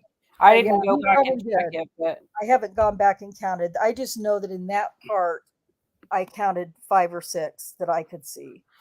So, yeah. So, and again, it just is now in the trial testimony. I believe that Tabitha does refer to him as Spike at trial, but that is, I can't help but think that is only because she was coached to do so. Otherwise, she would have been saying it all the time throughout this audio that we just listened to. That's just my opinion. I could be wrong, but it just seems to me like it's just another way of just making it sound like they were all so traumatized by Spike that Rocky had to keep putting it in the police report over and over. So yes, there was a second officer, and we have a report. Well, we don't have a report of him doing, after the stop. His name was Ivan Venegas, and he did show up. Daniel, made a radio call that he was out on two subjects in a vehicle, and he was solo. And so Venegas had just finished up another call, and he was close by, so he reported as backup for Daniel. And so that is all legitimate. And there's an interview that Rocky does with him over the phone, because he's on he's on paternal baby leave. His wife is getting ready to have a baby. And so he did a phone interview with him.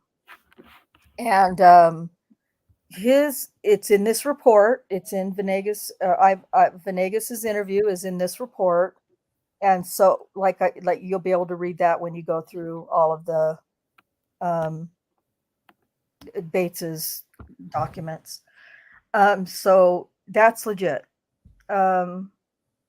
He did not, I will tell you that Venegas said he didn't see anything untoward occurring, or he didn't see anything like that. And he left shortly after he released Angela Cooper from his vehicle. He left shortly after that. And then as far as he could recall, Daniel released Tabitha and was very close behind him, something to that effect. But Daniel was holding back. That's why nothing happened. Yes. He was restraining himself. Yeah, Cherie and I spent many nights working on maps and stuff a little over a year ago, making fun of a lot of these things that they say in this reports. So anyway, then let's see, what else did I want to, I wanted to bring that up. I wanted to point that out about Spike. There is Officer Holtzclaw told her, "Let me see." He didn't have a flashlight turned on, but at someplace else in the interview, we hear that he did have a flashlight turned on.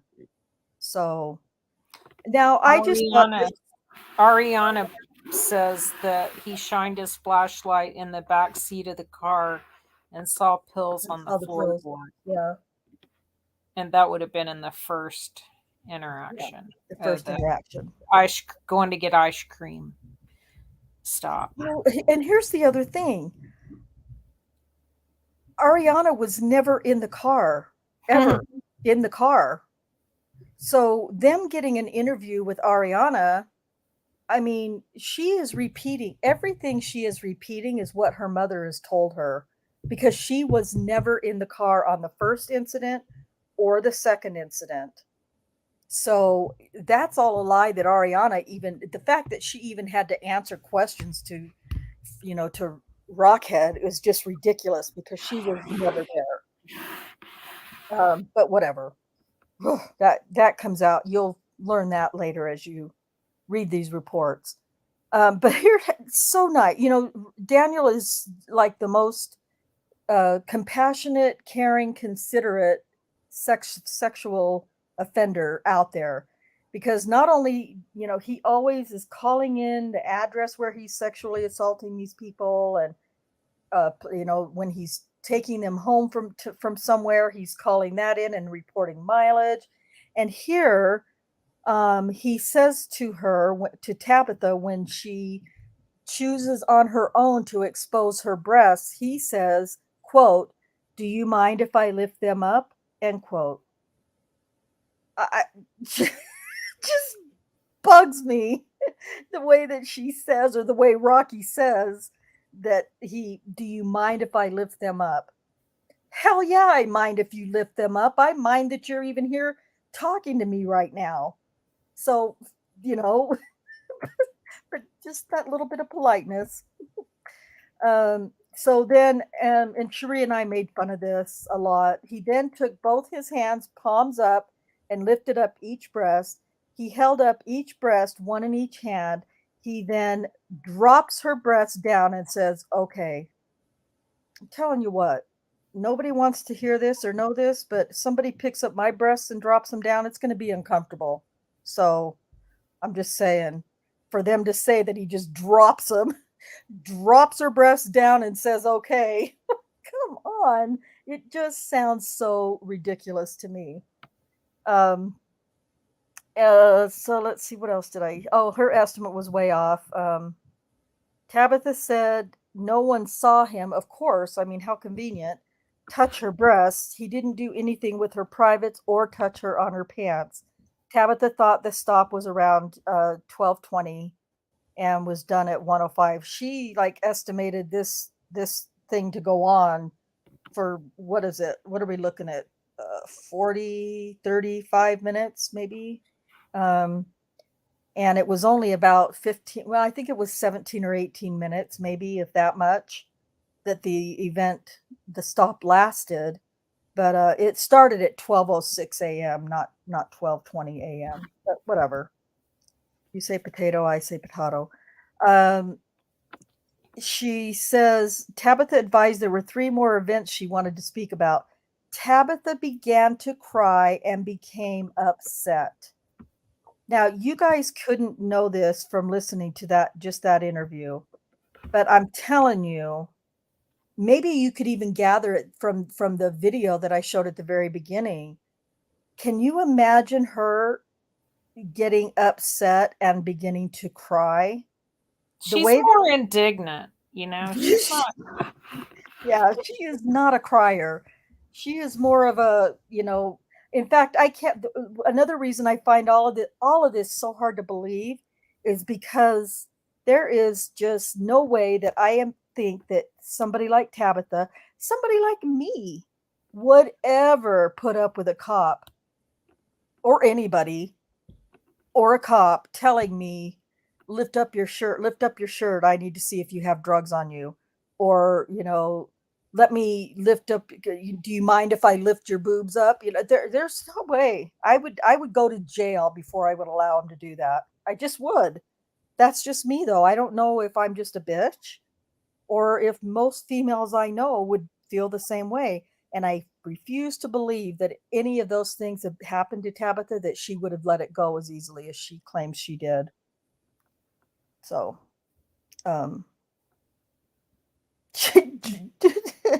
yeah. Liam says she got upset, then looked like she wanted to sleep. Let me just say, there is no proof or evidence anywhere that Tabitha Barnes has a grandbaby.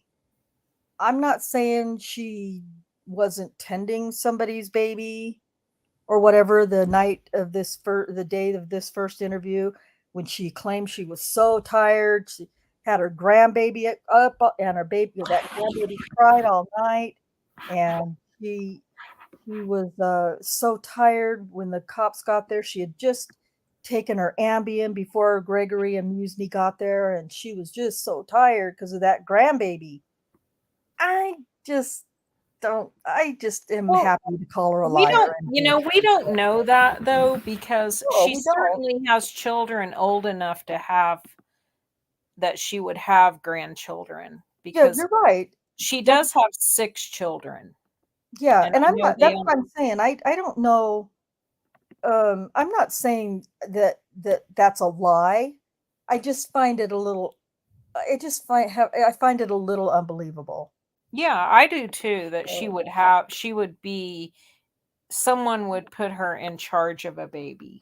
Yeah, well said. Very well said. And that she takes Ambien when she's caring for a baby. Yeah. Really? Okay. Yeah. So all that was bullshit, Yeah. Which is, and to me, it just all goes to credibility, and she has no credibility. I would be surprised if, one thing that she stated was actually true.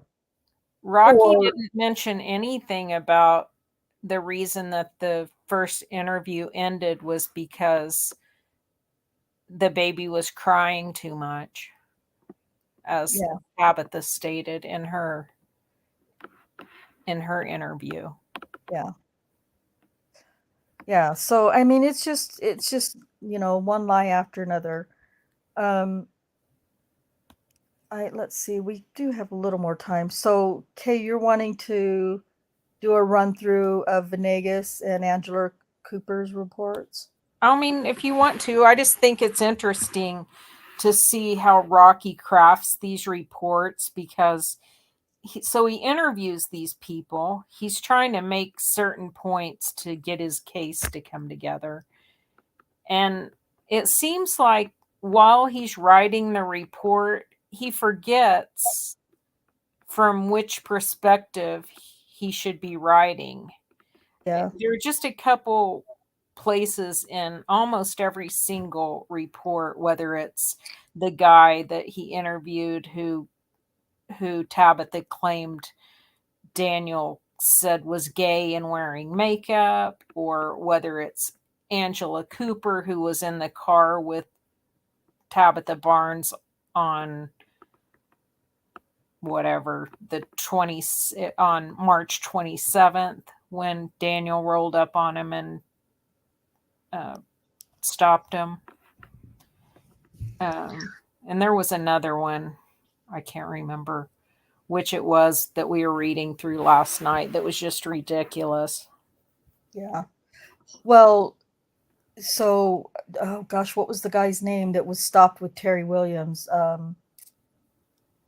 The guy that allegedly Daniel called gay and said he, made fun of him for wearing makeup. I can't remember his name. Jesse Hawkins.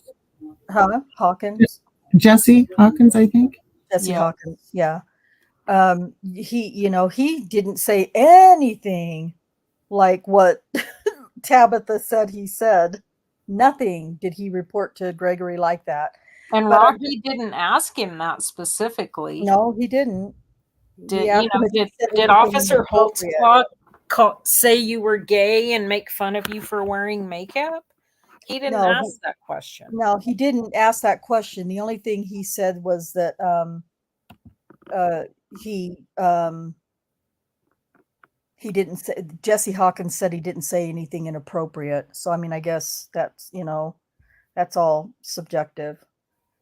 But I'm looking as I'm rolling through this really quick. I'm seeing all the places now where Brian Bates said he sees the word spike used, and yeah, there's a whole bunch of places. So Terry Wayne, let's see, who were we going to? Oh, Venegas. Oh, Terry Wayne Williams was an interesting one because did I miss it? Did they point out that he's a registered sex offender yet? That was Bates talked about it, but I don't think we had that part. I think I might have cut that part out. So yeah. So let me share my screen again here really quick. Now that I know exactly where I'm at. Okay, so oops. I was already sharing it. Okay.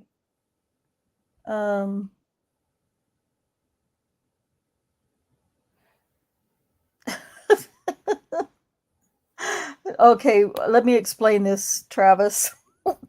So what I've been doing is trying to highlight comments on my screen in my chat because foul play you guys don't see the comments being made in my chat on my channel. So I'm trying to highlight them so that those that are watching from foul play can see what's being said in my chat and vice versa. Does that make sense? Yeah, so that's why. Oh yeah, Cherie's saying that there too. So that's why you're seeing things that I'm highlighting, but you're looking at the chat going, wait, I don't see that. That's why. Oh gosh. Yeah, that's confusing. Sorry. Okay, so Terry Williams, this is Terry Williams. I don't even know if does he even mention it? Does Rocky even say it in the report? Say what? About Terry Williams being a sex offender? Oh no, not in the report. Yeah, no. he doesn't say it in the report. No, he doesn't that's not something he wants to highlight because Right.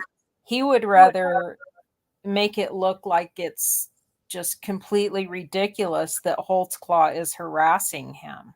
Right. He's not gonna give a reason for that to be happening, which that's valid reason. Right. And And so, yeah, Daniel that, did, go ahead. oh, I'm so sorry. I didn't mean to cut you off. Go ahead. And Daniel did tell him he was gonna have contact with him every time he saw him. Yeah.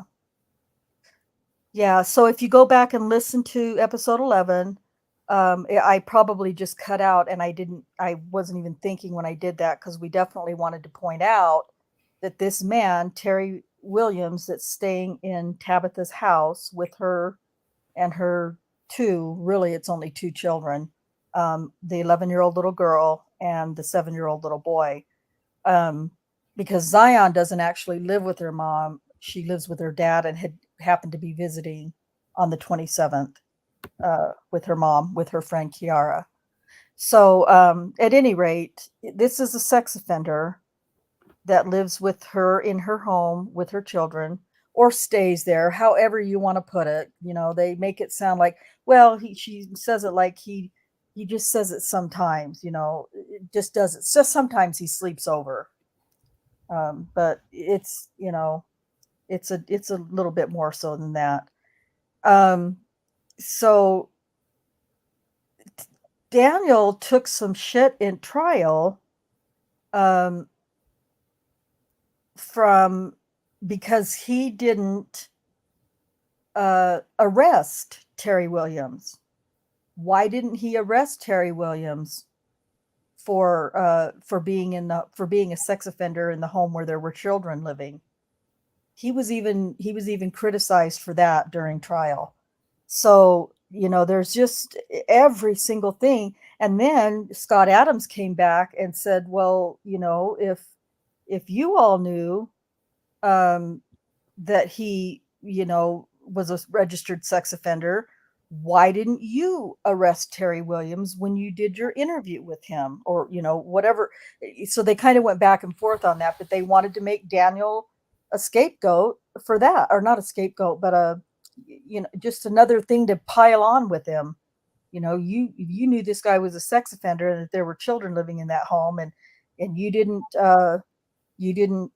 you know, arrest him for that. Well, no, he didn't. Let's see. I definitely want to. What is Travis saying here? So Travis says, I would say that nearly all women that don't have a drug addiction would refuse exposing anything. However, a woman with a drug addiction would be willing to do anything to avoid jail. Yeah, you know what? That's valid. That makes perfect sense. I hadn't thought of it that way, but that does make a lot of sense.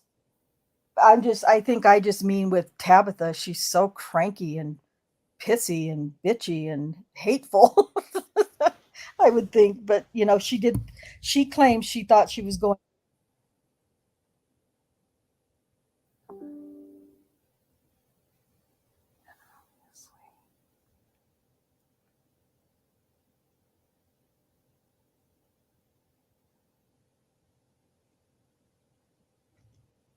Did we lose Rhonda? Hello. I was wondering too. I can't hear her anymore. Yeah. I thought I got disconnected for a second. No, it's me. I pushed a button that I wasn't supposed to push. Oh boy, I'm going to be in trouble now. I moved my microphone and I accidentally pushed the on and off button on it. Oopsie, sorry. So Terry said he's been stopped by the same officer 3 or 4 times over at Tabitha's house. Well, because like Kay said, Daniel said he was going to stop him anytime he saw him. Terry has been there with other guys drinking in the yard. Holtzclaw would run him and the others. One friend of his officer, oh God, it's so hard to read. I'm just going to read it like Rocky types it, okay? One friend of his, Officer Holtzclaw, asked him if he was wearing makeup, and the officer called the guy a faggot.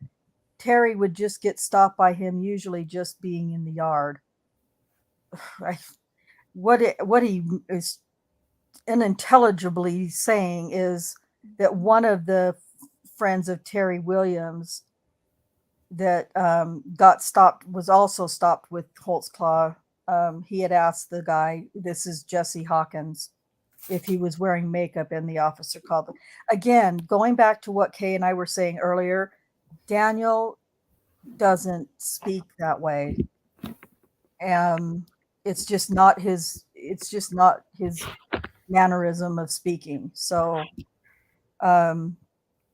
Terry, I asked Terry if Officer Holtzclaw had ever just walked into Tabitha's house on other occasions. He only knew. And I'm just wondering, did he say, is he using the name Officer Holtzclaw like he's typing it here? Instead of saying, I asked Terry if the officer had ever, he says, I asked Terry if Officer Holtzclaw. Does that seem like proper reporting to you guys? That doesn't seem like proper reporting. Can you not hear me again? No, I hear you. I don't have an issue with that. You don't? No, I mean, no. Okay. I guess I don't know what do Well, you think you should have said? I think he should have said, I asked Terry if the officer had ever walked into before, instead of naming the officer he's investigating. Well, I mean, he called him in, he ran his name, so we know it's Officer Holtzclaw. So yeah, I it's know. clear.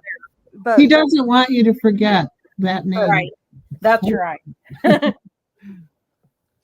it's like at the if he had said, we heard you've been assaulted by an Oklahoma City police officer, Daniel Holtzclaw, we would freak out if that had been said.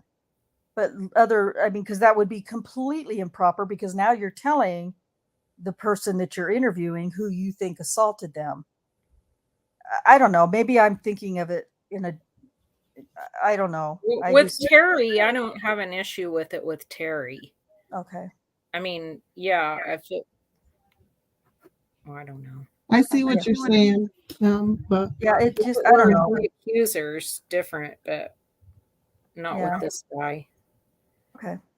And not when it's not disputed. Daniel doesn't dispute that he had contact and, came into contact with him, called him in, told him he was going to stop him every time he saw him. Yeah.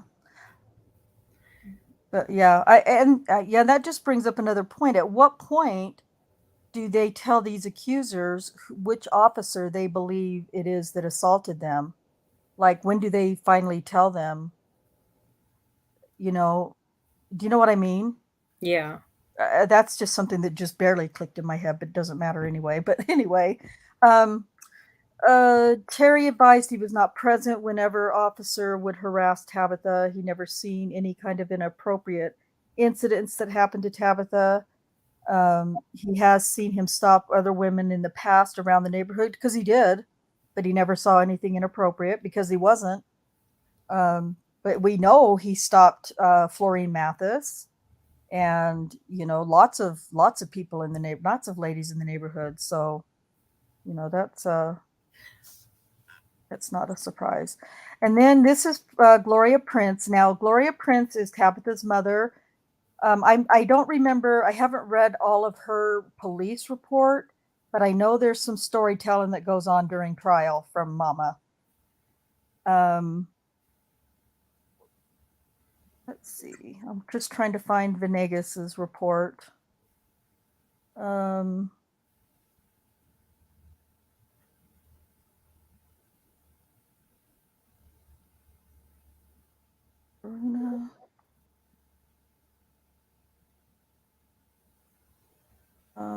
That's for the arrest warrant.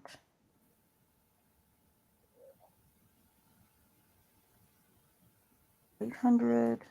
Okay. Well, I had this separate, so I'm just going to scroll through this really quick. I'm not going to stop and focus on any one charge, but this is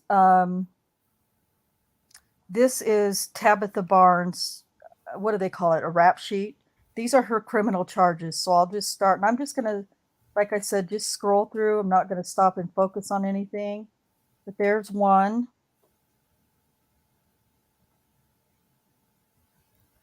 2, 3,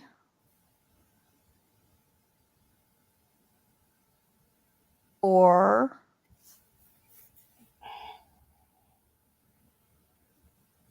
and about 3 more. 4 pages of criminal history on Tabitha Barnes. So she has a significant, a significant criminal history. Again, it's okay. Here's the thing about, I guess what I'm saying is just because they have a criminal history, it doesn't mean that they made all of this up and that they're liars. But it doesn't help either. This is Terry Wayne Williams. It does say that he is a sex offender here. And he was charged with sexual battery and sex offense, and he's on the sex offender registry. He claims that it was okay that he was allowed to be in the house with the children because his crime didn't have anything to do with children. For whatever, it never gets, to my knowledge, it never gets specified, but he claims that that's why. So this is just AVL from the 25th at the stop that's legitimate. I am someday, not anytime soon, I'm going to go through and point all of these and pick out the times, but there's just too much going on here. So it won't be anytime soon that I would do that. But I did do some markings on some other. These are, let's see, let me go, help me with these, Kay, or Cherie. This one here, let me just say, this is a CIU, no. Girl, you went down a rabbit hole. I did. You were looking for police reports. Police reports. Well, it's hard to see the police reports when you're going past all this other important stuff. All right. We'll be here for 7 hours. No, we won't. This is AVL inquiry that Daniel had done. Here, Rocky Gregory is asking Joe Hill, who's going to get this information, I want you to find Daniel in that area, his patrol car in that area at 4:30 or later. Because, we know that Daniel had just got on duty because we could smell his cologne. So he wants him to look for a specific time that he was there. And just trying to, this is also a complaint that I had. I was talking about it last night with Kay and Cherie. The way he put together his reports, I'm assuming he did it, was just completely haphazard because we have all of these documents in here and then we get to supplemental reports from other people.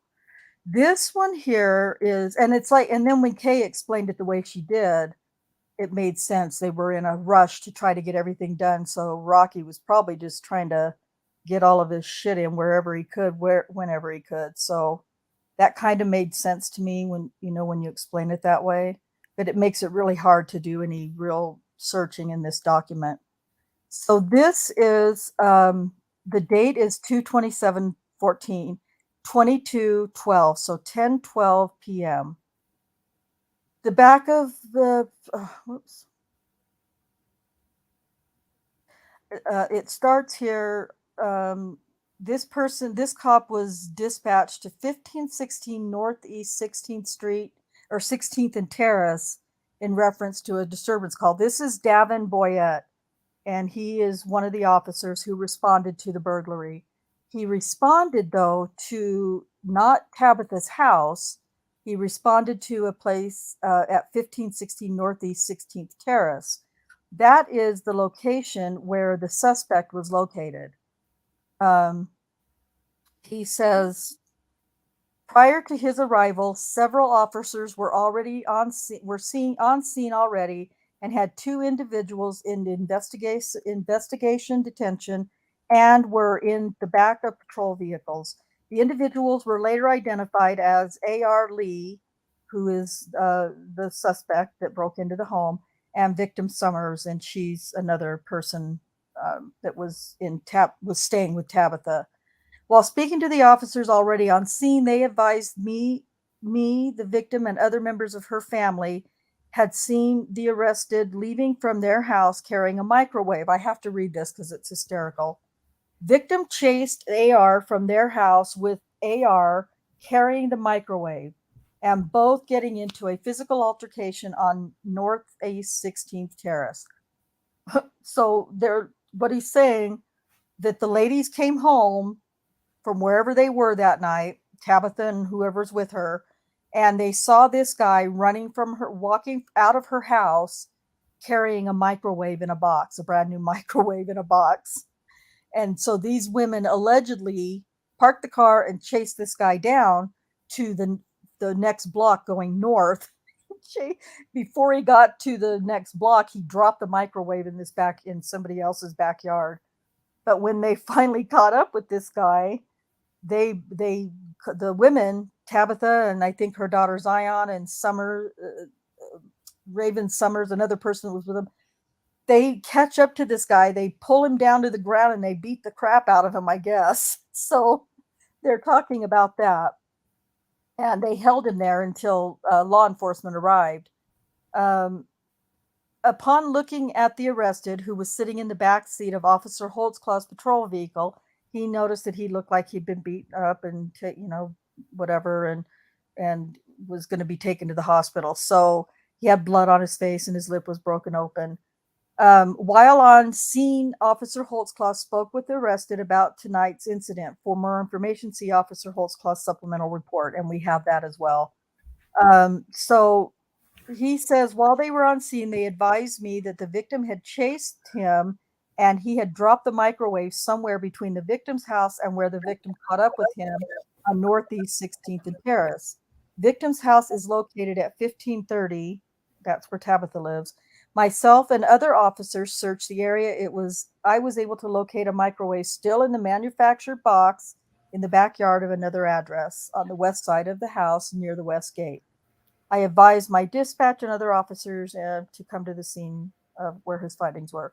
I followed, so this is the next thing that we hear about what happened, what was going on with Officer Holtzclaw. I followed Officer Cruz and Officer Holtzclaw to 1530 Northeast 15th Street to speak with the victim and the rest of her family. Now, the victim in this burglary is not Tabitha Barnes. The victim is Raven Nicole Summers, I think, is who they're calling the victim, even though it took place at Tabitha's house.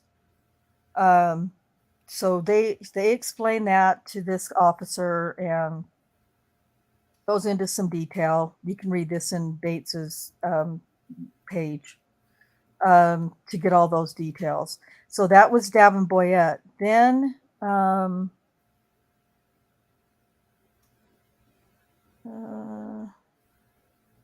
let's see, I'm trying to get to Daniel's report. This is Daniel's. Okay, so approximately 2214 responded to a disturbance call at 1516 Northeast 16th Terrace. This is Daniel's report. This is where he responded to a disturbance call at this address. Upon arrival, this a neighbor, Rhonda, of Tabitha? 16th is no, it's going north of where she lives, so across the street and through another block. Okay. I have a picture of it on a map, but I'll try to get through this. Upon arrival, okay, so tell me now I want you guys to listen and start trying to maybe see if you're noticing some mixing up of stories going on here. Upon arrival, I observed a black male laying on the ground sidewalk. The black male, later identified as A.R. Rodney Leeds, stated he was running away from several females that threatened to kill him. observed, it's not funny.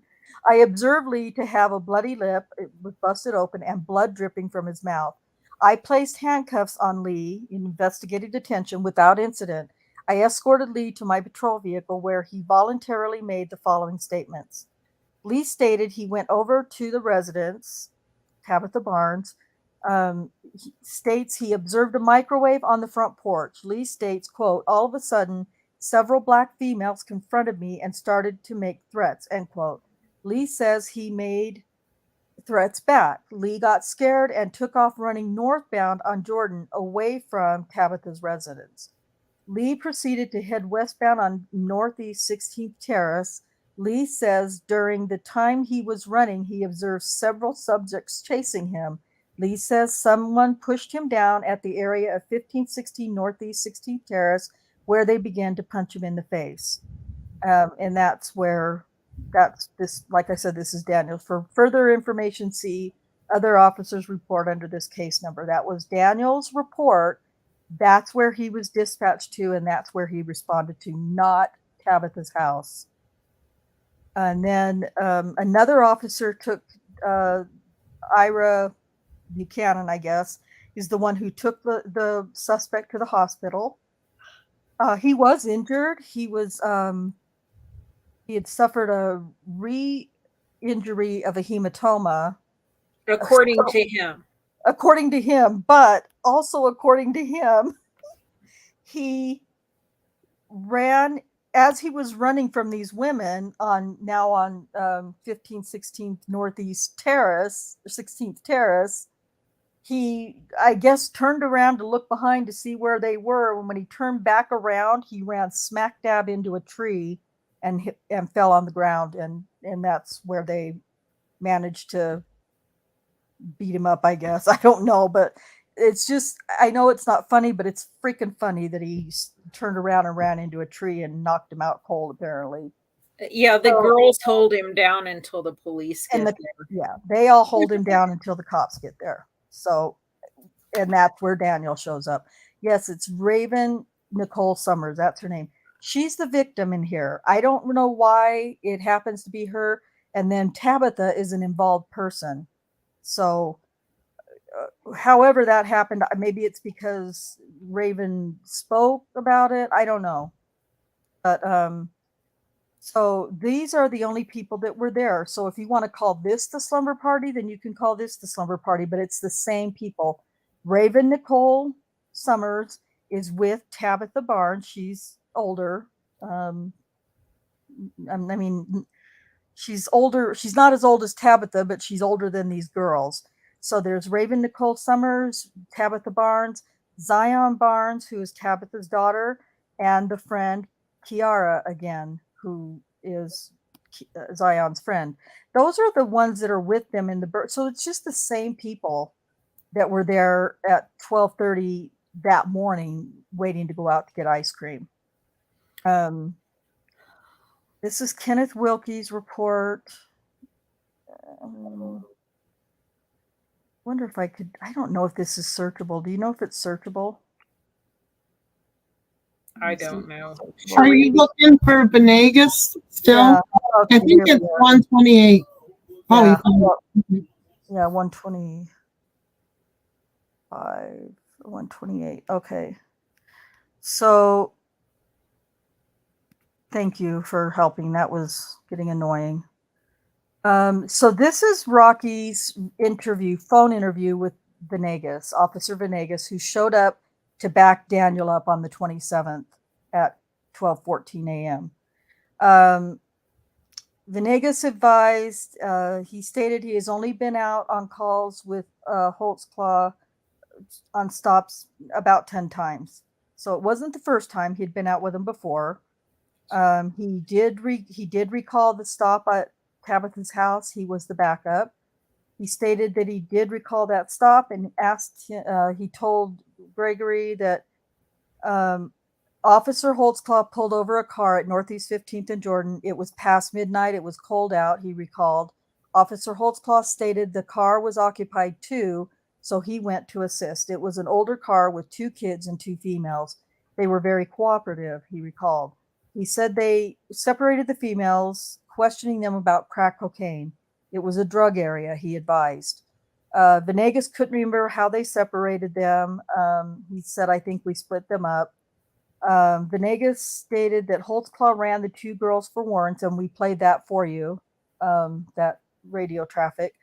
The kids were joking around. Officer Venegas said he just made small talk with one or both of the girls while Officer Holtzclaw ran them.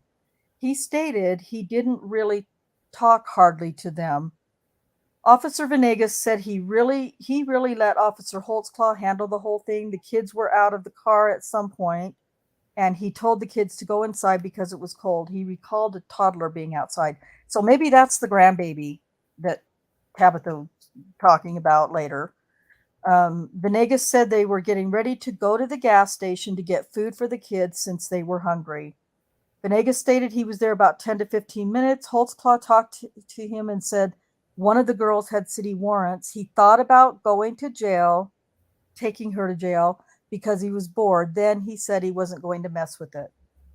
Venegas said when he left, he thought the females were going inside with the kids, but he wasn't 100% sure of that. Stated he was the first to leave and go to the station. Officer Holtzclaw followed him right after, and right after he left was what he remembered. And Venegas did not put himself at the traffic stop, but he thought that he did. And he asked him to describe the two women. One had a crazy tattoo on her back. She was the one without a warrant. So Angela Cooper, the other was the mother of the children in her late 20s or 30s. He couldn't describe them much more than that. Venegas didn't see anything inappropriate with Officer Holtzclaw and the females. The females didn't say anything like that happened to them as well. No arrest was made, he advised. So, it's, I don't know, it's pretty generic. I mean, he doesn't make, it doesn't seem like he felt like anything out of the ordinary was going on with that call. This is Kiara Cooper's, Zion's friend, her report of that night of the 27th. She really kind of doesn't really back up anything that Tabitha said, honestly. She was a 14-year-old kid, so she really was rather indifferent to it, as far as I could tell. Let's see. Who is this? Oh, this must be Angela's. Yeah, this is Angela's. Hers is pretty lengthy. It's a couple pages long. But she doesn't I don't want to say she doesn't back Tabitha up, but she doesn't really say things the same that Tabitha did. She kind of distanced herself from Tabitha, we're not really friends. Our families are friends, but now she was also at Tabitha's house. According to her, she had gone to Tabitha's to help her clean the house because Tabitha was getting ready for a Section 8 inspection. So a few people have gone to help Tabitha clean her house, if we remember. And then this one is Jesse Hawkins. He said, Jesse stated that he was with Terry at Northeast 15th and Jordan at a house. A big built officer pulled up to them. They were in a vehicle. He was rude, but nothing out of the ordinary, he explained. He began to talk, ask why they were there. The officer spoke about it being in a drug and prostitution area. He searched them and ran them for warrants. Nothing inappropriate was stated to them.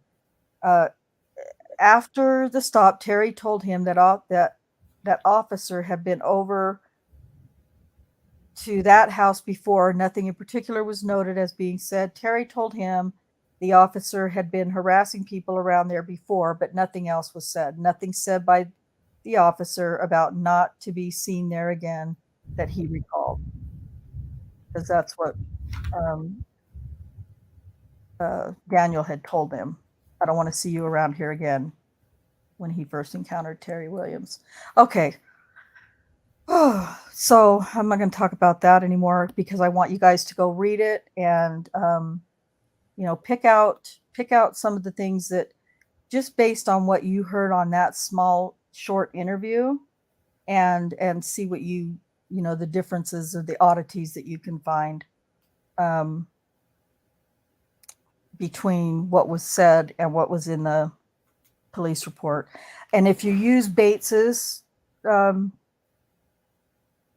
police reports, he's going to point a lot of that stuff out for you, so you don't even have to.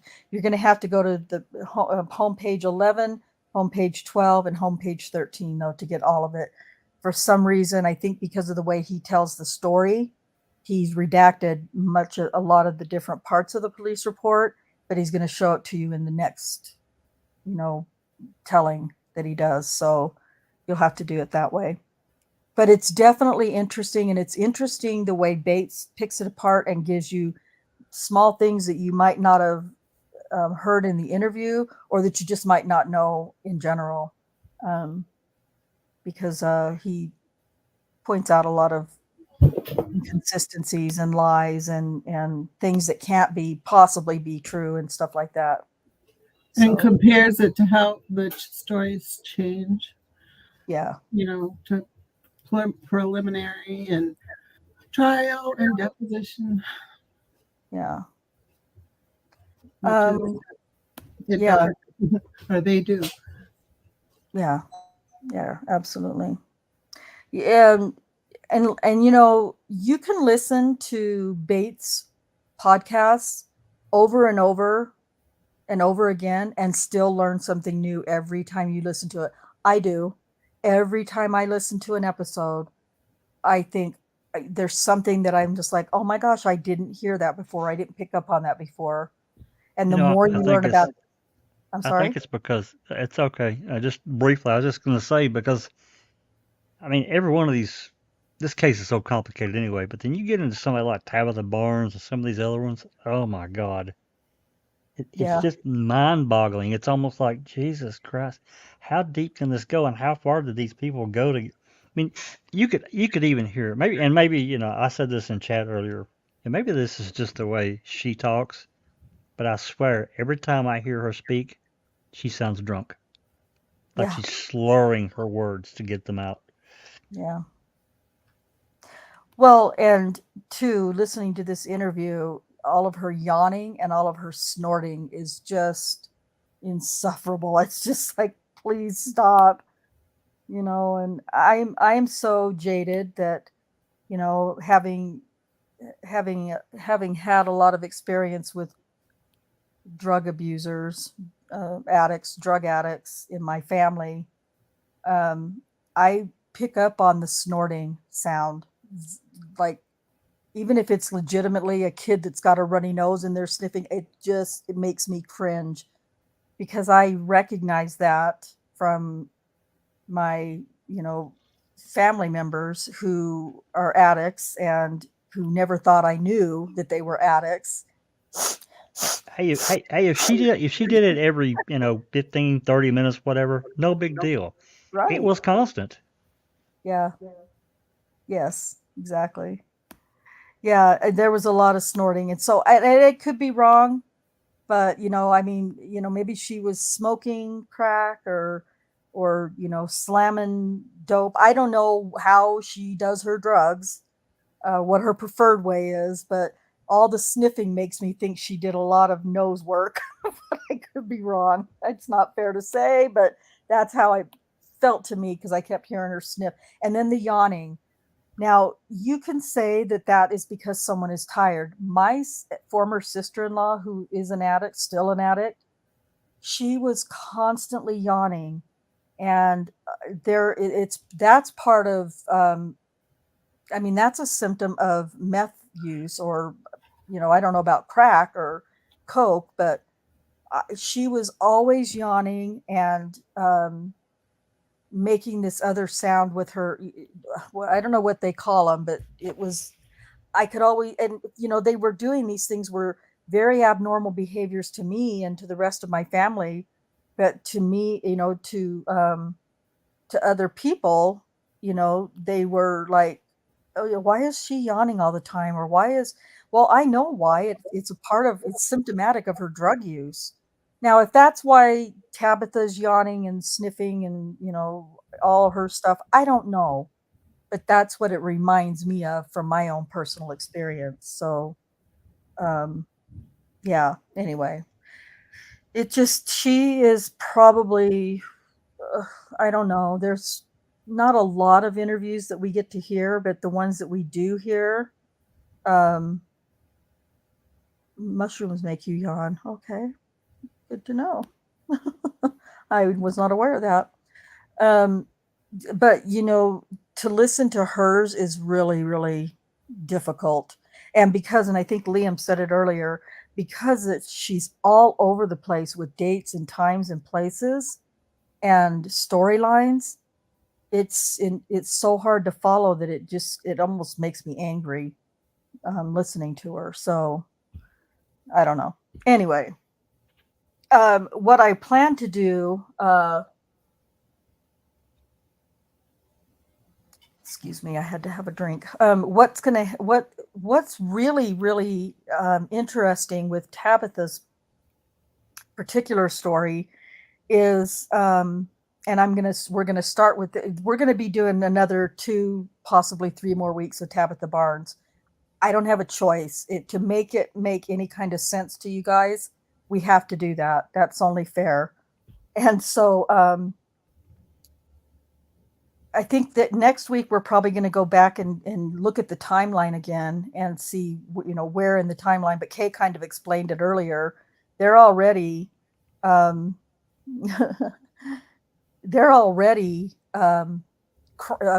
and trying to get all these reports in and get this, because they want to get these charges filed and get him arrested.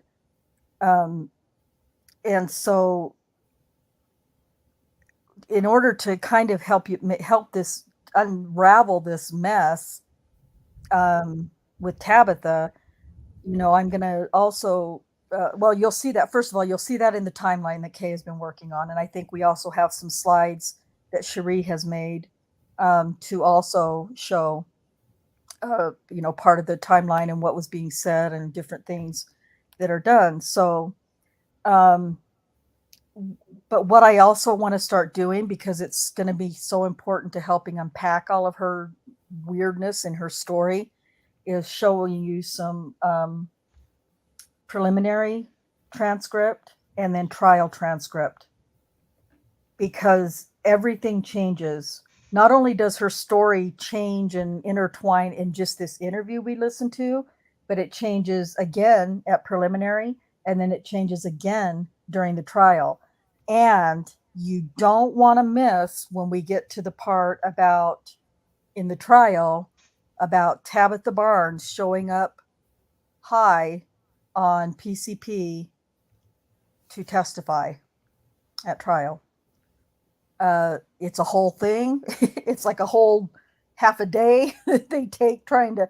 She's very confrontational during her testimony. She's very snippy with Scott Adams, and those are some things you just don't want to miss. But I want to make sure I try to point out for you the changing stories between the police report, preliminary, and trial. And if at any point we're able to get I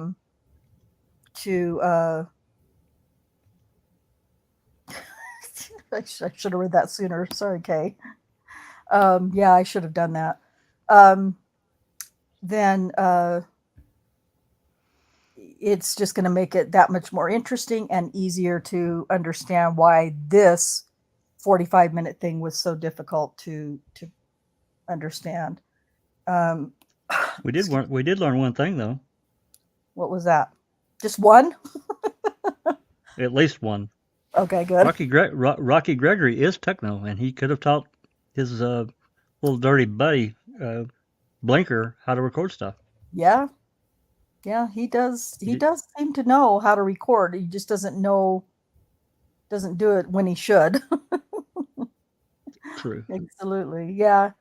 Well, and she knows too. She freaking knows. Kim Davis knows how to do it. It's just a convenient lie for her.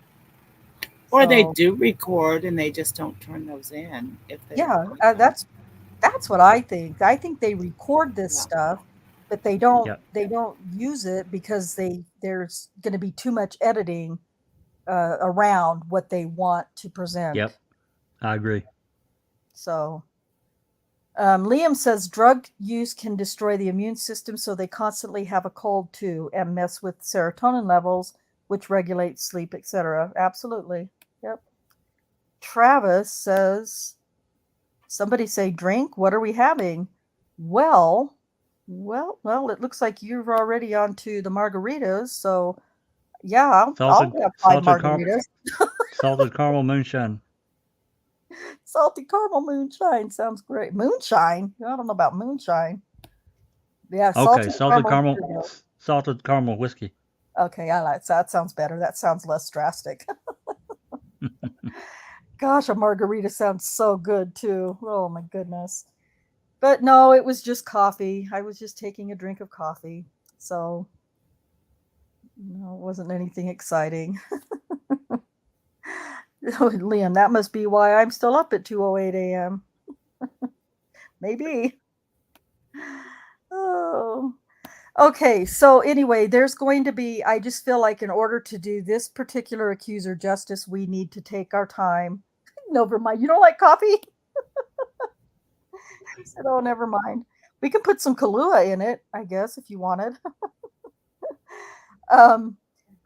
In order to, I just really want to spend the time to try to make this make more sense than what it does. Because when you finally untwist all of Rocky's words and everything, it does make, you can make it make the sense that it is, that it legitimately is. If you can get past her crazy storytelling and Rocky's inept narration, it does finally make sense. What it doesn't do is explain how in the hell Daniel was charged with any of the counts, convicted of any of the counts with her that he was convicted of. And what I wanted to do in the beginning, but I didn't, I wasn't very put together as I thought I was going to be. Let me get this a little bit larger. And what I want to show you for Daniel's, how everything played out for Daniel in court with this particular accuser. Let me, oh, for health's sake. Why is that? Oh, because I'm in the wrong place. Oh my God. Okay, hold on.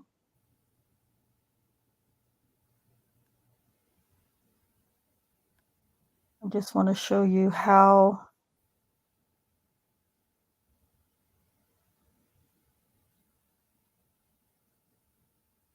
and this is Kay's work. She has been doing all of this and getting it all put together. Susan, would you please do me a favor and read that, just starting where it says Tabitha Barnes? Do you mind? Sure. Thank you. Tabitha Barnes, guilty verdict on 3 counts. 2 counts of procuring lewd exhibition and 1 count of sexual battery. Acquittal on 2 counts. Burglary in the first degree and stalking. Date when police solicited her allegation, August 14, 2014. Count dates, February 27, 2014, March 25, 2014, stalking, and March 26, 2014. 5 counts and verdicts. Sentence was 18 years. First, number 1, sexual battery, guilty. Number 3, burglary in the first degree, acquittal. Number 4, indecent exposure, guilty. Number 5, indecent exposure, guilty.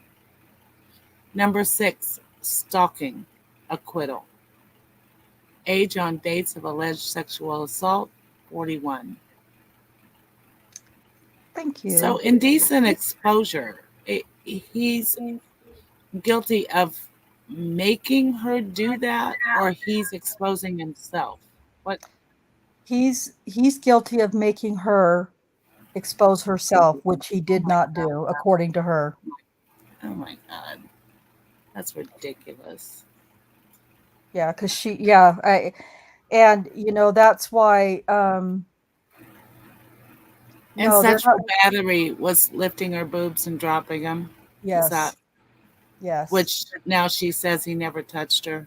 Now she says in her deposition that he never did. Yep. And this is what he went before the parole board on last year. These counts right here. Really? Oh my Yeah. God. And he was denied. Wow. And they were shown the parole board. There was a news media it was in the news. And the video was shown on the news in Oklahoma City of her saying that, and of Richard Smith saying, "Do you realize that you're saying he never touched you, yet he was found guilty of all of those charges, of those 3 charges? Do you realize that?" And her response to that was just bizarre, to what she said is, "I know that he was charged with me exposing myself." Yeah. What? And it's just, and they just, boom, without even thinking about it hardly. Or at least That that's the parole way it board appears. is so political. What was the vote on that? All Do you 4, know? all 5 were no. Oh, Jesus. Yeah, That's I such believe there were, bullshit, I Lord. believe 5 of them. No, they're not claiming that he exposed himself, because she exposed herself to him. He's charged with indecent exposure. Jesus. And it doesn't make any sense. It doesn't. So, Liam says his report is like a 16-year-old trying to make sense of a book report by a 12-year-old on the events of a Tale of Two Cities. Yeah, that's a lot. You're giving them a lot of credit. T1 says, has anyone asked the accusers if Kim D. Blinker ever had a recording device with her during her interviews? I don't, not that I'm aware of, but I don't know. I mean, I don't know that anybody's spoken to the accusers about any of it, as far as I know. Would have been nice to be asked during trial. Huh? Yeah, exactly. And Kay made a really good point a few minutes ago that I don't know why I was rambling through all of that police report by myself. The reason that I like to have others on the panel with me, just besides the fact that I just love you all, is to help read that stuff. I just was like rambling through all of that. So I apologize to all of you for not asking you to help read all that stuff. I just got carried away. I went on a roll and went crazy with it. I'm so sorry. No worries. Next time, just say, hey, mouthy, pipe down, let somebody else have a read. So anyway, that's what we're going to start doing. Next week, like I said, we'll get with the timeline and we'll go through that and the slides that Cherie has made, and we'll discuss those. And in the meantime, as well, we're going to be trying to, yeah, that's a good point. Good point, Liam.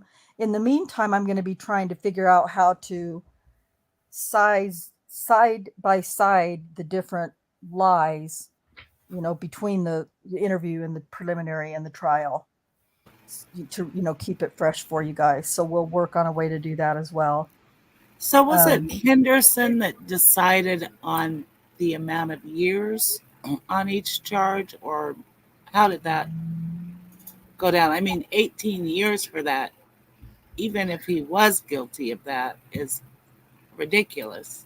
The jury recommended those sentences and the judge imposed them. So, yep. And those were the maximum sentences for each of the different things. The jury recommended the maximum sentences.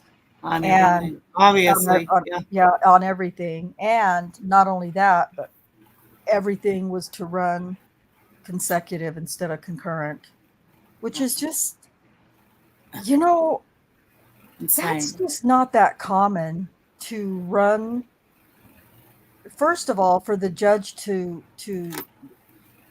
impose the maximum sentences on everything like that, and it's also not that common to make all of those sentences run consecutively. I mean, that's not very common in trials to have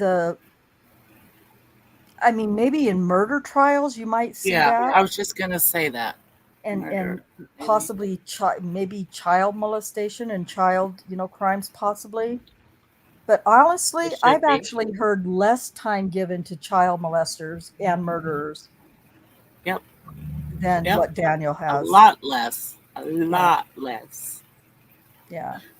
It's insane. But they wanted to make sure that all came down to making sure that there was not going to be a riot, because anything less than what was done would have caused, most likely, possibly, maybe, I'm speculating. I would think that in their minds they were figuring that if they didn't impose the maximum everything and run it consecutively, that they were going to have to worry about riots, possible riots, and they wanted to make sure that didn't happen. So Liam has a good point here, and it kind of reminds me of something Dr. Silkman said too. He said, so I could be arrested if someone comes up to me and exposes themselves. Apparently you can. In Oklahoma City, you can. You can in Oklahoma City, depending on who you are.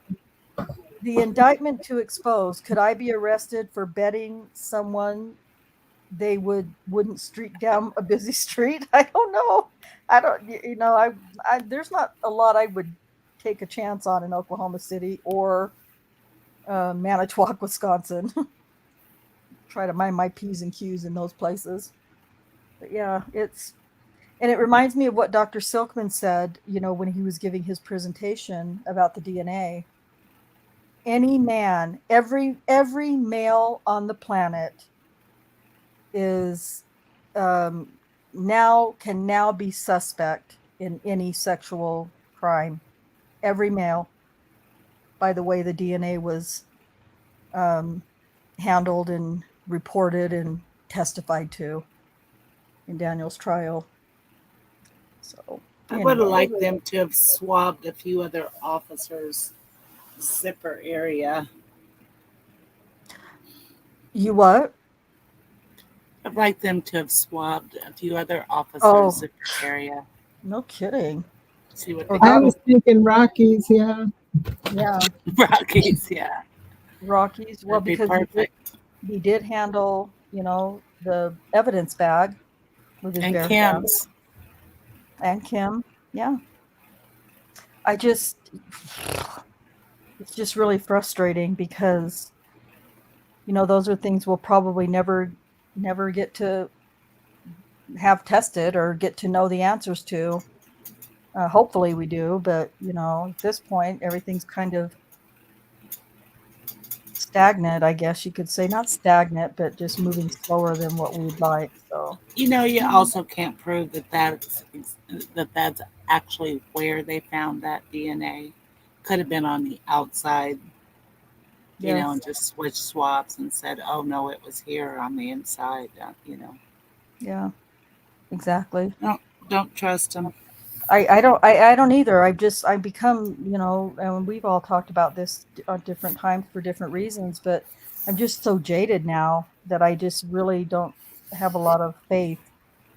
And that's sad. It's not the way it's supposed to be, but that's the way I feel. I don't trust any, the lab in Wisconsin, in Manitowoc or Madison, the Oklahoma City lab already has a very long, horrible history of deceit and lies and dirty operations. So, I don't trust anything that comes out of that lab at this point. And the case that's going on right now, and is it called Henrietta?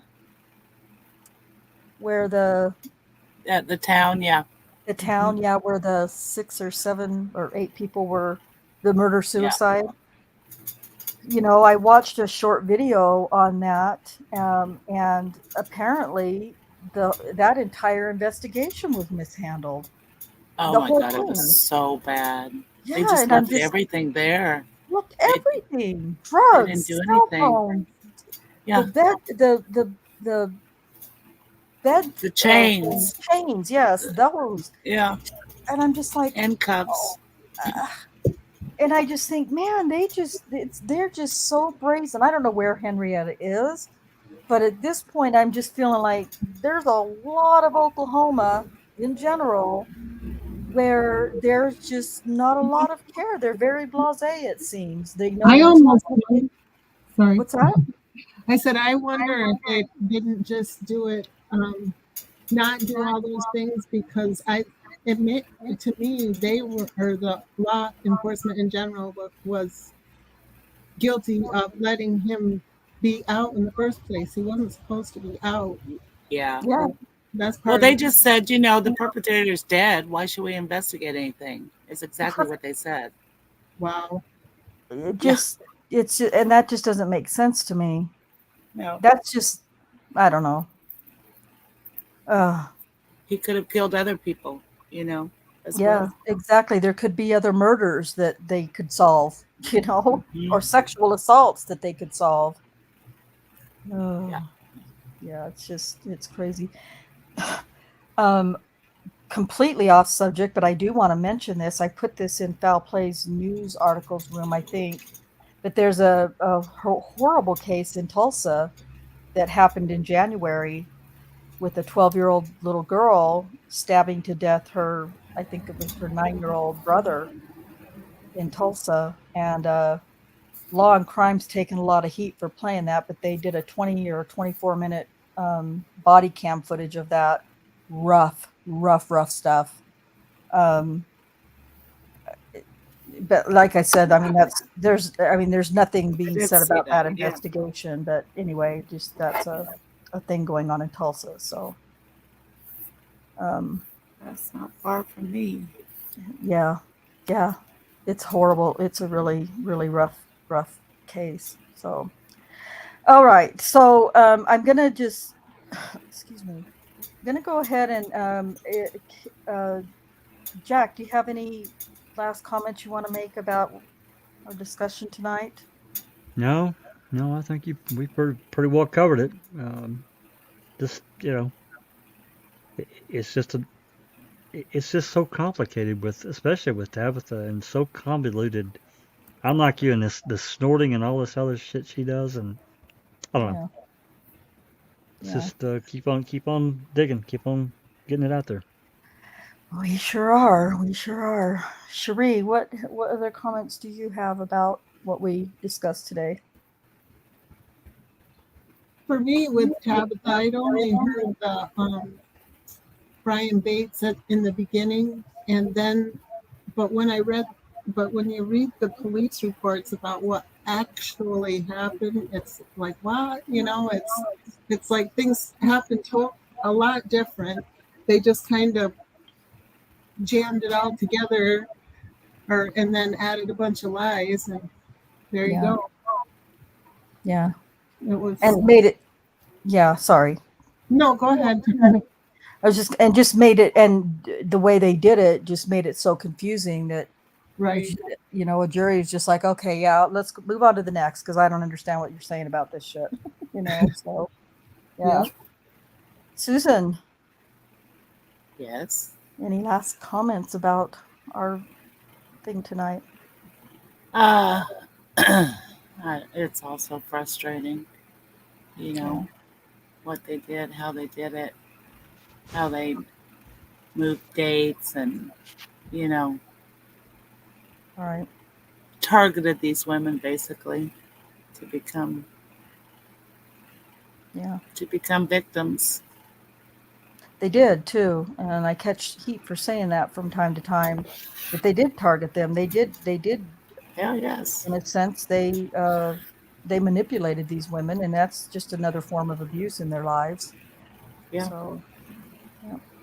All right, Kay, anything that you would like to add? I know you're probably almost asleep, but have you spoken to Daniel lately, or anything you'd like to add? I mean, I spoke with him briefly on the phone yesterday. Our video visit got the video equipment, I guess, at the prison wasn't functioning. So, yeah, he's doing all right. He's back in the gym and his knee's almost healed up. He had injured it. But yeah, he's doing all right, hanging in there. Expecting some visitors tomorrow. So that's always nice when he gets to leave the pod and go speak with people in the real world. Yeah. His I don't know, communication with him is kind of quiet. He's not getting many letters or stuff like that right now. So,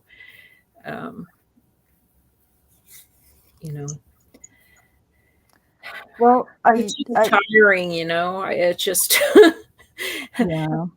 I think people feel like, I don't know what to say to him. I feel like I just say the same things over and over, but I think it's more the process of being handed some mail at mail call. He refers to it as Christmas. So feeling like Christmas. But yeah, he's doing good. He's doing good, trying to, get his strength back up, because over the holiday they canceled gym for, seems like 2 weeks. They kept canceling gym because I guess they were shorthanded at the prison around the holiday. So, he said he had lost 100 pounds of upper body strength, which that's really hard for him to say out. He probably kept saying that. Yeah. But he'll get it back in no time if they don't cancel gym. He's pretty dedicated. Yeah. That's good. Still just putting good things in his body. As good as he can from where he's at, right? It's kind of surprising. He chooses the high protein things from Canteen. They get Canteen orders every Wednesday, and so he buys things that don't necessarily taste good, but that fuel his body the way he needs his body to be fueled to, be able to gain muscle. Yeah. Right now he's trying to cut some weight right now. So I don't know. He hasn't really changed in his dedication to working out and keeping his body strong. So that's good. Good to see. Yeah, but this case, just being this case and watching all of the lies that Rocky puts into his reports, whether it's a flat out lie or a lie by omission, these are the things that the charging decisions get made on. So it's just criminal. That I'm not to say that the DA's office is anything except corrupt too, or it was at that time. We actually have an honest district attorney right now.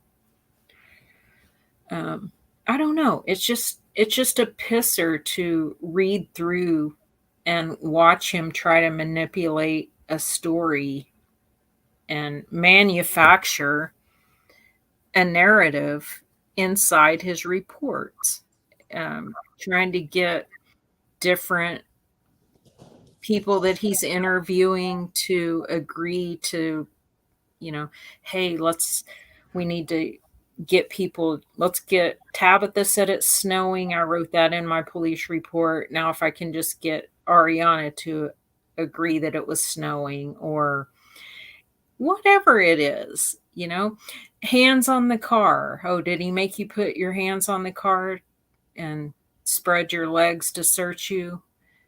Let's get some of the accusers to all say the same things. He's so dumb too. It's just hard to take. It just pisses me off. Anyway, like Jack said, this is a hard one because Tabitha, I think her case is the most convoluted. Her allegations are the most convoluted with Rocky's help of any of the accusers. Yeah. Yeah, it really The one is. in the hospital kind of tops the list, I think. Yeah. Yeah. Oh, The yeah. accusation absolutely does for Shardarian Hill. Yeah. Her accusation is just bizarre. But Yeah, but thankfully we don't have to defend that one. yeah. Yes. Yeah. He wasn't found. Yeah. He's found not guilty for that one. The whole thing. So Yeah.